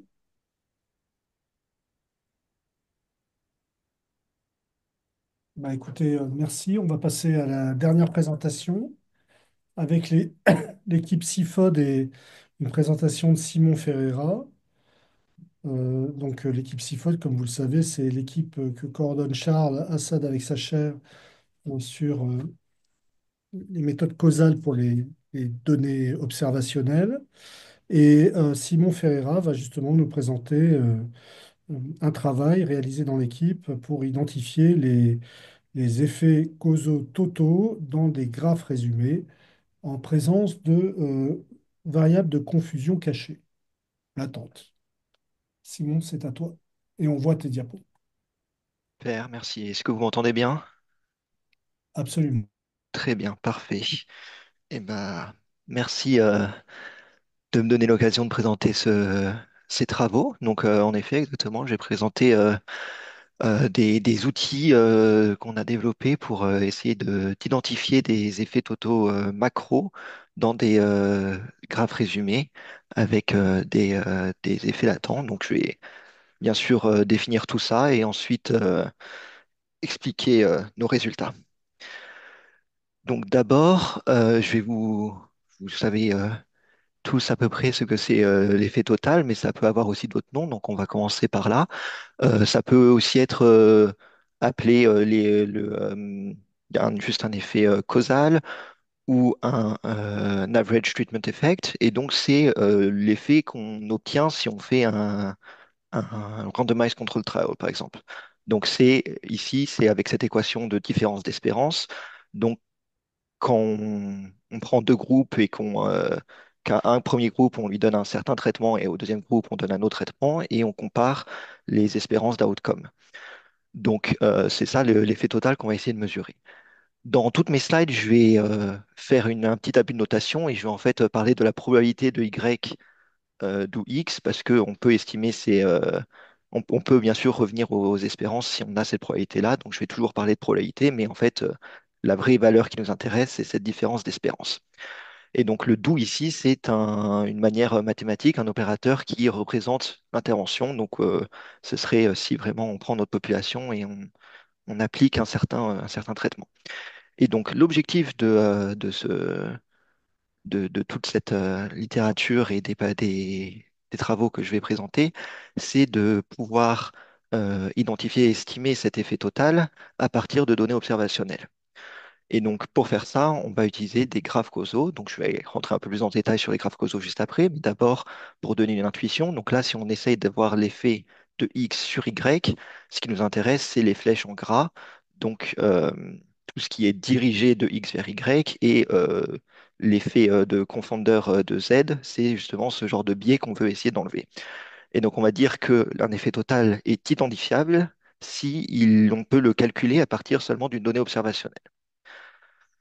Et donc, pour faire ça, il y a déjà des différents travaux qui ont été faits depuis des années déjà, et donc notamment un outil, le doCalculus, qui est correct et complet pour permettre l'identification. Donc, c'est-à-dire que quand on a un graphe et des données observationnelles, soit l'effet est identifiable et le doCalculus va nous permettre de l'identifier, soit il ne l'est pas, et à ce moment-là, le doCalculus ne le permet pas, mais c'est que ce n'est vraiment pas possible étant donné seulement les données observationnelles et les hypothèses contenues dans le graphe. Il faut quelque chose de plus. Donc, maintenant, parlons des graphes. On a l'habitude à peu près des DAG, donc des Directed Acyclic Graph, où en rouge sont représentées les variables de bruit ou des latent confounding, donc des variables cachées qui causent plusieurs variables. Et en noir entouré d'un cercle sont les variables observées, avec chaque flèche qui représente un lien de causalité. Donc, il y a une flèche de A vers B si A est une cause de B. Et généralement, on va représenter ces graphes de manière légèrement plus simplifiée par un ADMG, Acyclic Directed Mixed Graph, où on va enlever toutes les variables non observées et on va rajouter des flèches bidirectionnelles en tiré s'il y a des variables cachées qui sont des causes de plusieurs variables observées. Donc ici, par exemple, on a xi AB qui cause à la fois A et B, et donc c'est à cause de cette variable de bruit euh, ici qu'on a la flèche bidirectionnelle entre A et B. Donc c'est ce genre de graphe sur lesquels on va travailler. Donc maintenant, je vais essayer de vous présenter un petit peu le doCalculus, mais donc pour ça, on a besoin d'abord d'un autre outil qu'on appelle la déséparation et qui a aussi une utilité en soi. Mais donc, on va dire que un ensemble de variables z bloque un chemin si dans ce chemin, il y a soit une chaîne, soit une fork dans lequel le nœud central, donc ici B, est contenu dans Z, soit il y a un collider, et à ce moment-là, ni le nœud central, ni aucun de ses descendants n'est contenu dans Z. Et donc, pourquoi est-ce que c'est utile cette notion de bloquer? C'est parce qu'on va pouvoir définir la notion de déséparation avec. Deux variables sont déséparées par un ensemble de variables Z si tous les chemins entre ces deux variables, donc x et y, sont bloqués par z. Et cette notion de déséparation est très utile parce que quand on a un graphe causal, trouver une déséparation dans le graphe causal va nous permettre de savoir qu'il est censé avoir une indépendance conditionnelle dans les données. Donc c'est cette propriété qui est très intéressante. Et donc à partir de là, on va pouvoir avoir donc les règles de do calculus. Donc, c'est des règles de calcul qui donnent des égalités entre des probabilités conditionnelles. Et donc, je ne vais pas rentrer dans le détail, mais ce qui est intéressant, c'est qu'on a ces égalités si on a certaines déséparations dans le graphe. Et vous pouvez voir dans la règle 2 et dans la règle 3 qu'il y a à chaque fois à gauche de l'égalité d'où Z, donc on fait une intervention sur Z, et à droite, on n'a plus cette intervention sur Z. Donc en fait, ces règles vont nous permettre, vont nous permettre petit à petit d'enlever toutes les interventions pour à la fin obtenir une probabilité dans laquelle il n'y a plus d'opérateur doux et donc qui est finalement une probabilité juste observationnelle qu'on peut calculer seulement avec nos données observationnelles. Et donc ce doux calculus, comme j'ai dit, il est correct et complet. Et donc c'est-à-dire qu'en utilisant une séquence de ces règles et des règles de probabilité classique, donc par exemple la loi des probabilités totales, on va pouvoir transformer des probabilités d'effet total en une formule qui ne contient plus aucun doux et donc qu'on peut calculer à partir et estimer à partir des données observationnelles. Donc ça, c'est un grand résultat qui est de la littérature, qui est connu et très utilisé. Et par exemple, je suppose que vous savez, hein, vous avez déjà entendu parler du backdoor et que vous l'utilisez beaucoup. Voilà, donc je vous redonne la définition, c'est un ensemble de variables z satisfait le critère du backdoor si z ne contient aucun descendant du traitement et si z bloque tous les chemins qui rentrent dans le traitement, donc avec une flèche rentrante dans le traitement. Et donc, avec le backdoor, on a une formule, donc on sait que notre effet total est égal à cette équation-là qui ne contient aucun opérateur doux et donc qui est calculable à partir des données observationnelles. Et donc, en fait, ce critère backdoor, ce qu'il y a derrière, c'est juste des règles de doux calculus, donc que je vous ai écrit là. Pareil, on ne va pas rentrer dans le détail, mais on voit qu'en utilisant les lois de probabilité totale, puis la règle 2 du doux calculus, puis la règle 3, on passe d'une équation qui contient une intervention avec doux x à une formule qui ne contient plus d'opérateurs doux. Et donc c'est cet exercice-là d'essayer d'enlever tous les opérateurs doux qu'on fait en permanence. Donc un autre exemple, si on a ce graphe-ci, on va essayer d'appliquer différentes règles du calculus pour identifier l'effet total de x sur y. Donc cet effet total-là. On va pouvoir essayer d'appliquer plein de règles différentes au fur et à mesure, mais vous voyez qu'on peut aller longtemps. Encore une fois, je ne vais pas rentrer dans le détail des équations, mais en fait, on va un petit peu appliquer ces règles à l'aveugle et donc, c'est assez problématique parce que c'est compliqué de savoir si on va réussir à atteindre quelque chose qui ne contient plus d'opérateurs doux. Et en fait, dans ce cas-là, précisément, on n'est pas capable. Ce cas-là n'est pas identifiable. Donc, en fait, c'est pas possible de connaître l'effet total de x vers y avec que des données observationnelles si on a un graphe qui ressemble à ça. Et donc, le problème du calculus, c'est que on ne sait pas exactement quand est-ce qu'il faut s'arrêter d'appliquer des règles.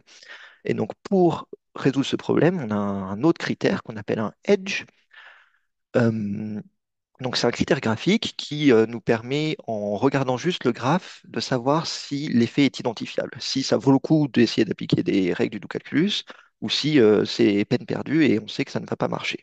Donc, ce critère est un peu plus complexe, donc je vais juste donner un peu l'intuition.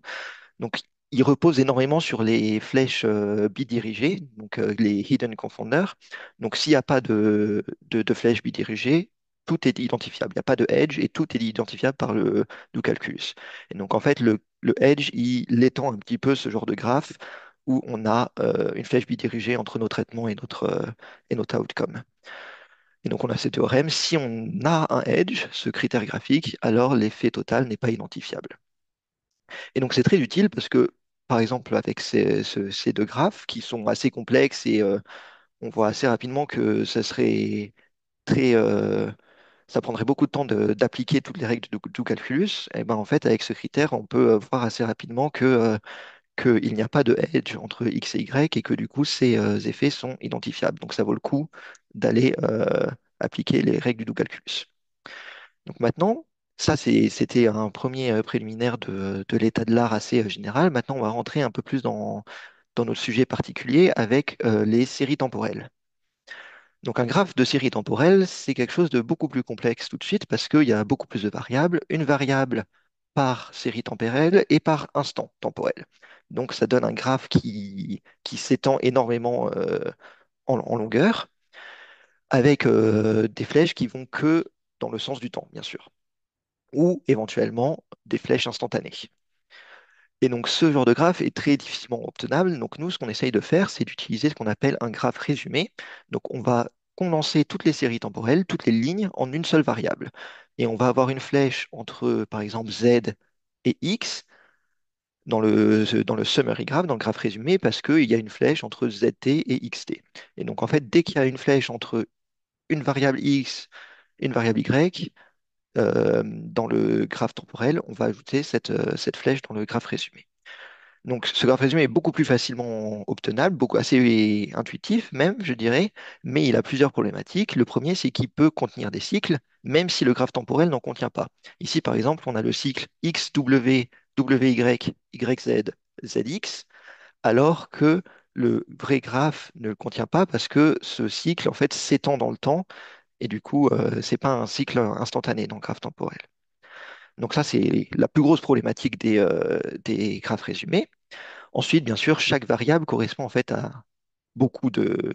Chaque sommet dans le graphe résumé correspond à beaucoup de variables en réalité. Et c'est une transformation qui va que dans un sens, à savoir qu'il y a plusieurs graphes temporels qui correspondent au même graphe résumé. Donc bien sûr, on a perdu de l'information, on a perdu toute l'information temporelle en utilisant cette abstraction. Et quand on a ce genre de graphe temporel, on a plusieurs types de questions qui peuvent se poser. Le premier, c'est ce qu'on avait appelé des questions micro. Donc, par exemple, un micro total effect, ça serait quel est l'effet d'un instant particulier de la variable x, donc xt moins gamma, sur un instant particulier de la variable y, par exemple yt. Et donc, s'écrit de cette manière-là. Probabilité de yt, sachant d'où xt moins gamma. Et ça se représente avec à gauche le graphe résumé et à droite le graphe temporel. On essaye d'avoir l'effet d'une variable spécifique vers une autre variable spécifique. Le contraste, c'est avec les effets totaux macro, où du coup, là, on est intéressé à l'effet de toute une série temporelle sur toute une autre série temporelle. Et donc, la représentation de ça serait de vouloir l'effet de toute la variable x, tous les instants de la variable x sur tous les instants de la variable y. Et donc, dans ces travaux-là, on est intéressé exclusivement par les effets macro. Voilà, donc c'était juste pour définir un peu tout ça, mais on va s'intéresser exclusivement aux effets macro. Donc maintenant, prenons un pas de, de recul pour voir un peu comment tout cela ça s'agence. Donc on a notre graphe résumé, SCG, Summary Causal Graph, au milieu, qu'on va obtenir soit grâce à un expert qui va nous fournir, soit en utilisant des algorithmes de découverte causale qui vont utiliser les données observationnelles pour éventuellement fournir le graphe causal. Ensuite, on a une question macro, donc le macro causal effect. Ça, c'est une question de recherche, donc c'est vraiment ce en quoi par quoi on est intéressé. Et avec ces deux informations, donc la macro causal effect et le graphe, nous, ce qu'on fait, c'est qu'on va voir si c'est identifiable. Donc, on va donner une formule mathématique qui va permettre de donner la valeur de l'effet causal uniquement grâce à des données observationnelles. Et ensuite, bien sûr, vient l'aspect estimation. Donc, il faut jouer avec les données, savoir si on respecte bien les contraintes de positivité, etc. Mais c'est pas quelque chose sur lequel on s'intéresse dans dans ces travaux-là. Donc maintenant, parlons de tout ce que je vous ai présenté avant, donc la déséparation, le doux calculus et les edges, mais dans le cas des summary causal graph. Donc ça, c'est nos contributions. Donc la question, c'est est-ce que tous ces critères s'appliquent dans les summary causal graph, dans les graphes résumés, de la même manière qu'ils s'appliquaient dans les graphes classiques? Et donc, commençons par la déséparation. Est-ce que c'est applicable dans les summary causal graph? Eh bien, il se trouve que oui, c'est ce qu'on a montré que à la fois, si une déséparation était présente dans le summary causal graph, alors elle était également présente d'un point de vue macro dans tous les vrais graphes temporels qui sont compatibles avec le graphe résumé. Et la réciproque est aussi vraie, à savoir que si elle ne s'applique pas, si la déséparation ne s'applique pas dans le graphe résumé, il existe à minima un graphe compatible dans lequel elle ne s'applique pas. Donc maintenant, pour donner un petit peu d'intuition, si ça c'est notre graphe résumé, et on essaye de savoir est-ce que x, y sont déséparés étant donné les variables z et w. Donc comment on fait? On prend chaque chemin entre x et y, par exemple celui-là, et on va voir s'il est bloqué par Z ou W. Bah, ici, c'est une chaîne et Z, c'est le nœud du milieu, donc c'est bloqué. Et on va répéter la même chose pour tous les chemins entre X et Y. Donc il y a celui-ci, ici c'est une fork, mais pareil, c'est bloqué par le nœud Z. De la même manière, une fork qui est bloquée par le nœud W et une autre chaîne qui est bloquée par le nœud W. Donc ici, en effet, X et Y sont déséparés par Z et W. On peut faire la même chose pour essayer de déséparer W et Z, mais je vais vous éviter ça et juste vous montrer, vous dire que dans ce graphe-là, on ne peut pas déséparer W et Z. En fait, dans ce graphe-là, la seule déséparation qu'on est capable de trouver, c'est X et Y conditionnés sur Z et W. Maintenant, passons au do-calculus. Est-ce que le do-calculus est applicable dans le cas des summary casual graph? Eh bien, oui, également. De la même manière, s'il y a une séquence de règles qui s'applique dans le summary casual graph, alors elle s'applique dans tous les graphes temporels compatibles. Et réciproquement, si une séquence ne s'applique pas dans les graphes résumés, alors il existe au moins un graphe temporel compatible dans lequel cette séquence ne s'applique pas. Ici, je vais vous donner quelques exemples. Donc ça, on veut l'effet de x sur y. Et en fait, assez simplement, malgré le fait qu'il y ait des cycles et des variables cachées, on peut très facilement identifier cet effet. Et dans un graphe un peu plus complet que certains d'entre vous pourront peut-être reconnaître le critère fond d'or, on a, on doit passer par beaucoup plus de règles, mais à la fin, on obtient une égalité où, vous pouvez voir sur la dernière ligne, il n'y a aucun opérateur do, donc il n'y a aucune intervention. Donc en fait, cette dernière ligne, on va pouvoir l'estimer avec uniquement des données observationnelles. Donc ce cas-là aussi, l'effet total de x vers y est identifiable. Un petit exemple que, juste pour donner encore un peu plus d'intuition, qui n'a rien de réel, donc s'il vous plaît, ne le prenez pas au pied de la lettre, cet exemple. Mais si on est intéressé, par exemple, dans ce graphe-là, à l'effet donc du climat sur la grippe, on va pouvoir utiliser le do-calculus pour identifier. Ça, pareil, c'est une sorte de fronde d'or pour ceux qui connaissent. Dernier cas, le cas du Edge Criterion. Est-ce que c'est applicable dans les graphes résumés? Eh bien, ce coup-ci, pas tout à fait. Pourquoi? Donnons un petit peu d'intuition. Si ça, c'est le summary color graph, donc le graphe résumé, vous pouvez voir qu'il n'y a pas de flèche bidirigée. Donc, comme je vous l'ai dit, normalement, les edges se reposent exclusivement sur les flèches bidirigées. Donc, s'il n'y a pas de flèche bidirigée, il n'y a pas de edge. Donc, ça devrait être identifiable. Sauf que ici, le, la flèche qui est en gras, enfin les flèches qui sont en gras là, qui représentent l'effet de Y vers X, on va jamais pouvoir enlever cet effet-là parce qu'il y a pas de variable intermédiaire.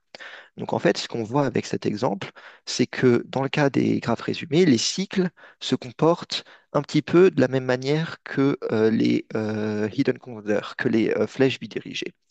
Et en fait, on va pouvoir utiliser cette intuition en appliquant ce qu'on appelle la SC projection, SC pour strongly connected, où du coup, étant donné un graphe résumé, on va rajouter des flèches bidirigées entre chaque nœud qui sont dans un même cycle. Donc ici, x, y, il y a un cycle entre les deux, x cos y et y cos x. Donc on va rajouter une flèche bidirigée entre les deux. Et ensuite, on va pouvoir appliquer le edge criterion sur la projection, la SC projection du graphe résumé. Et à ce moment-là, il est valide. Ce coup-ci, il n'est pas complet, mais il est valide. Donc, c'est-à-dire que s'il existe un edge dans la SC projection, alors l'effet total n'est pas identifiable. Donc, ça permet quand même de savoir si ça vaut le coup d'utiliser le do-calculus ou si on sait que ça ne va pas être identifiable et qu'il faut juste faire plus d'hypothèses ou obtenir des données observationnelles. Donc, pour parer un petit peu d'intuition, encore une fois, me prenez pas au pied de la lettre pour ce graphe. Mais ici, on peut voir qu'il y a un cycle entre économie, pollution et regulation on gas emissions. Donc, on va rajouter des flèches bidirigées entre ces trois variables. Je vous remets le graphe d'avant et la SC projection, c'est celui-ci avec les flèches bidirigées. Et donc là, il y a un SC edge et donc on sait, avant même d'essayer d'appliquer les règles du calcul, que c'est pas identifiable. Pour conclure, donc on a étendu ces trois notions de déséparation, do calculus et edge au cas macro dans les graphes résumés. Et donc, bien sûr, il y a des limitations.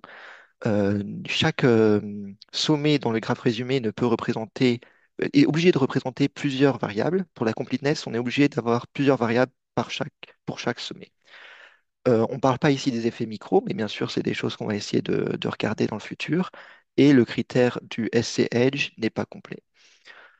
Donc voilà, le key message, c'est que même si vous n'avez pas un graphe complètement spécifié, c'est très intéressant quand même et on peut faire des choses. Même si le graphe est cyclique, on peut essayer d'identifier des effets et des effets, même si c'est pas identifiable par le backdoor. Même si le backdoor ne marche pas, il existe des outils plus développés qui permettent d'identifier des effets causaux. Je vous remercie pour votre attention et si vous avez des questions. Merci beaucoup, Simon, et merci de cet effort de pédagogie, même si je pense que, il reste encore un peu de chemin pour certaines personnes dont je fais partie pour bien tout intégrer, mais j'ai trouvé que la présentation, quand même, il y avait un vrai effort didactique et que ça nous rendait un peu plus intelligents. Voilà. Alors, est-ce qu'il y a des questions dans le chat?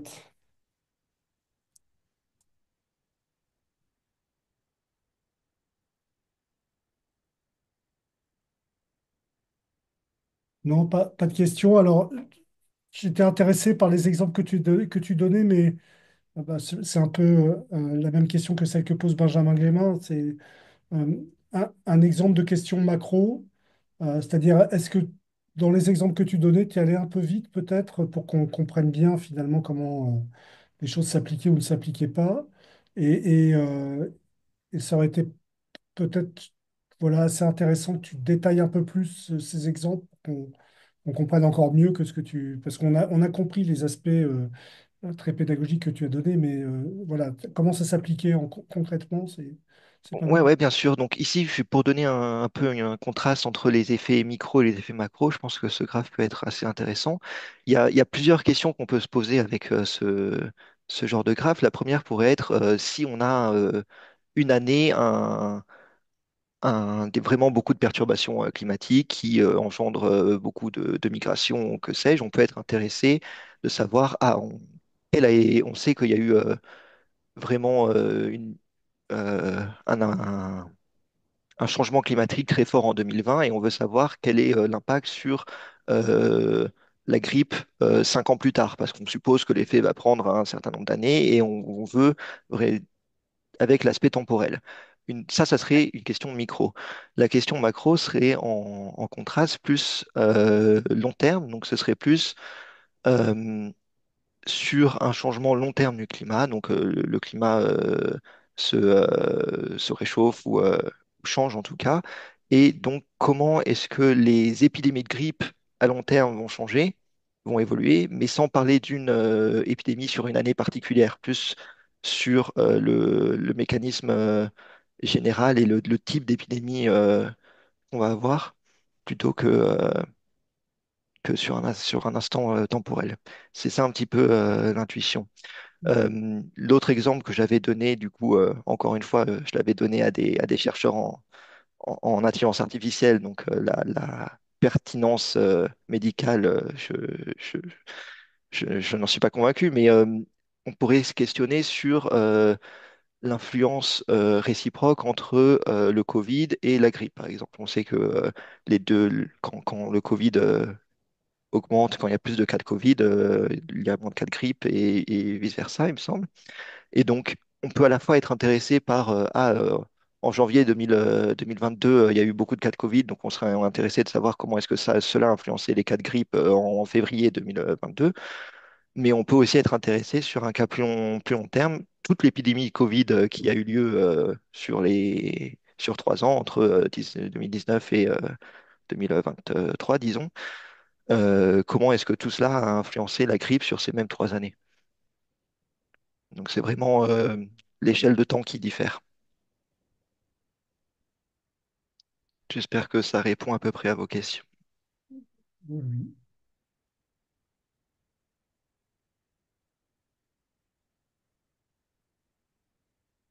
Est-ce qu'il y a d'autres questions, Gilles?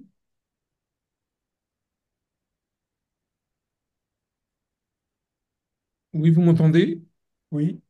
Oui, Donc justement sur ces aspects temporels, j'ai l'impression qu'on est dans une formalisation où on a des pas de temps cycliques, c'est ça? Hein. Dans la représentation qu'on a, on a on va examiner les choses au cours de cycles de temps, un peu comme dans les modèles de Markov standard, où on est dans un état à un moment donné, et puis on regarde avec un pas de cycle, un pas de temps donné, dans quel état on est euh, dans, oui, au oui, cours du temps. Et alors, parce que c'est beaucoup utilisé dans les modèles médico-économiques pour faire des simulations, ces modèles de Markov, hein. Et il y a des représentants, et ça se représente évidemment par des arbres cycliques, enfin des choses assez semblables au graphe que tu as présenté. Et puis il y a récemment des gens qui ont proposé justement qu'on représente le temps d'une manière relativement différente et au moins plus économique en termes de graphes. C'est-à-dire que de regarder seulement les moments où les événements pouvaient arriver. Et donc, je me demandais si on pouvait faire un parallèle avec justement vos graphes au cours du temps où on serait pas, disons, tant dépendant en termes cycliques, mais en termes de l'événement se produit, quoi. Alors évidemment, ça concerne, je dirais, plutôt là des variables qui sont pas des variables quantitatives en tant que telles, mais plutôt des variables catégorielles, mais enfin voilà, je sais, c'est une question un peu vague, mais c'est un peu et si on représentait le temps autrement, quoi, qu'est-ce que ça change, quoi. je suis pas bien sûr de complètement suivre le raisonnement, mais pour essayer de développer un petit peu sur la représentation du temps, oui. Euh, il existe donc nous, en effet, on considère vraiment un pas de temps fixe et où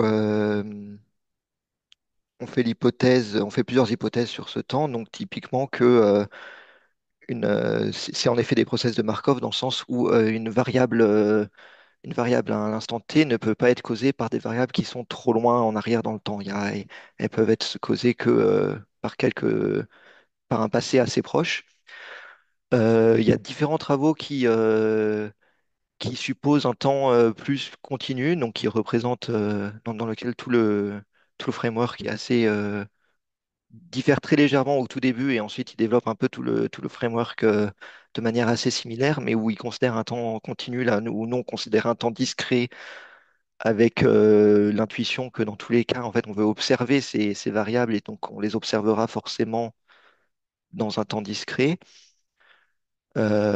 Et en effet, on fait aussi, on- dans notre représentation et dans notre framework actuellement, il pourrait y avoir des interventions sur n'importe quelle variable à n'importe quel instant. Donc, si c'est de ça que vous parlez en disant quand est-ce que l'action peut avoir lieu, ici, dans notre cas, on considère, elle peut avoir lieu à peu près partout. Donc, c'est pour ça qu'on présente comme ça. Mais je suis intéressé de savoir ouais, un peu plus donc les différentes représentations et de comprendre un peu mieux ce dont vous parliez. Oui, ben on en parlera plus en détail à un autre moment, peut-être. Ça marche.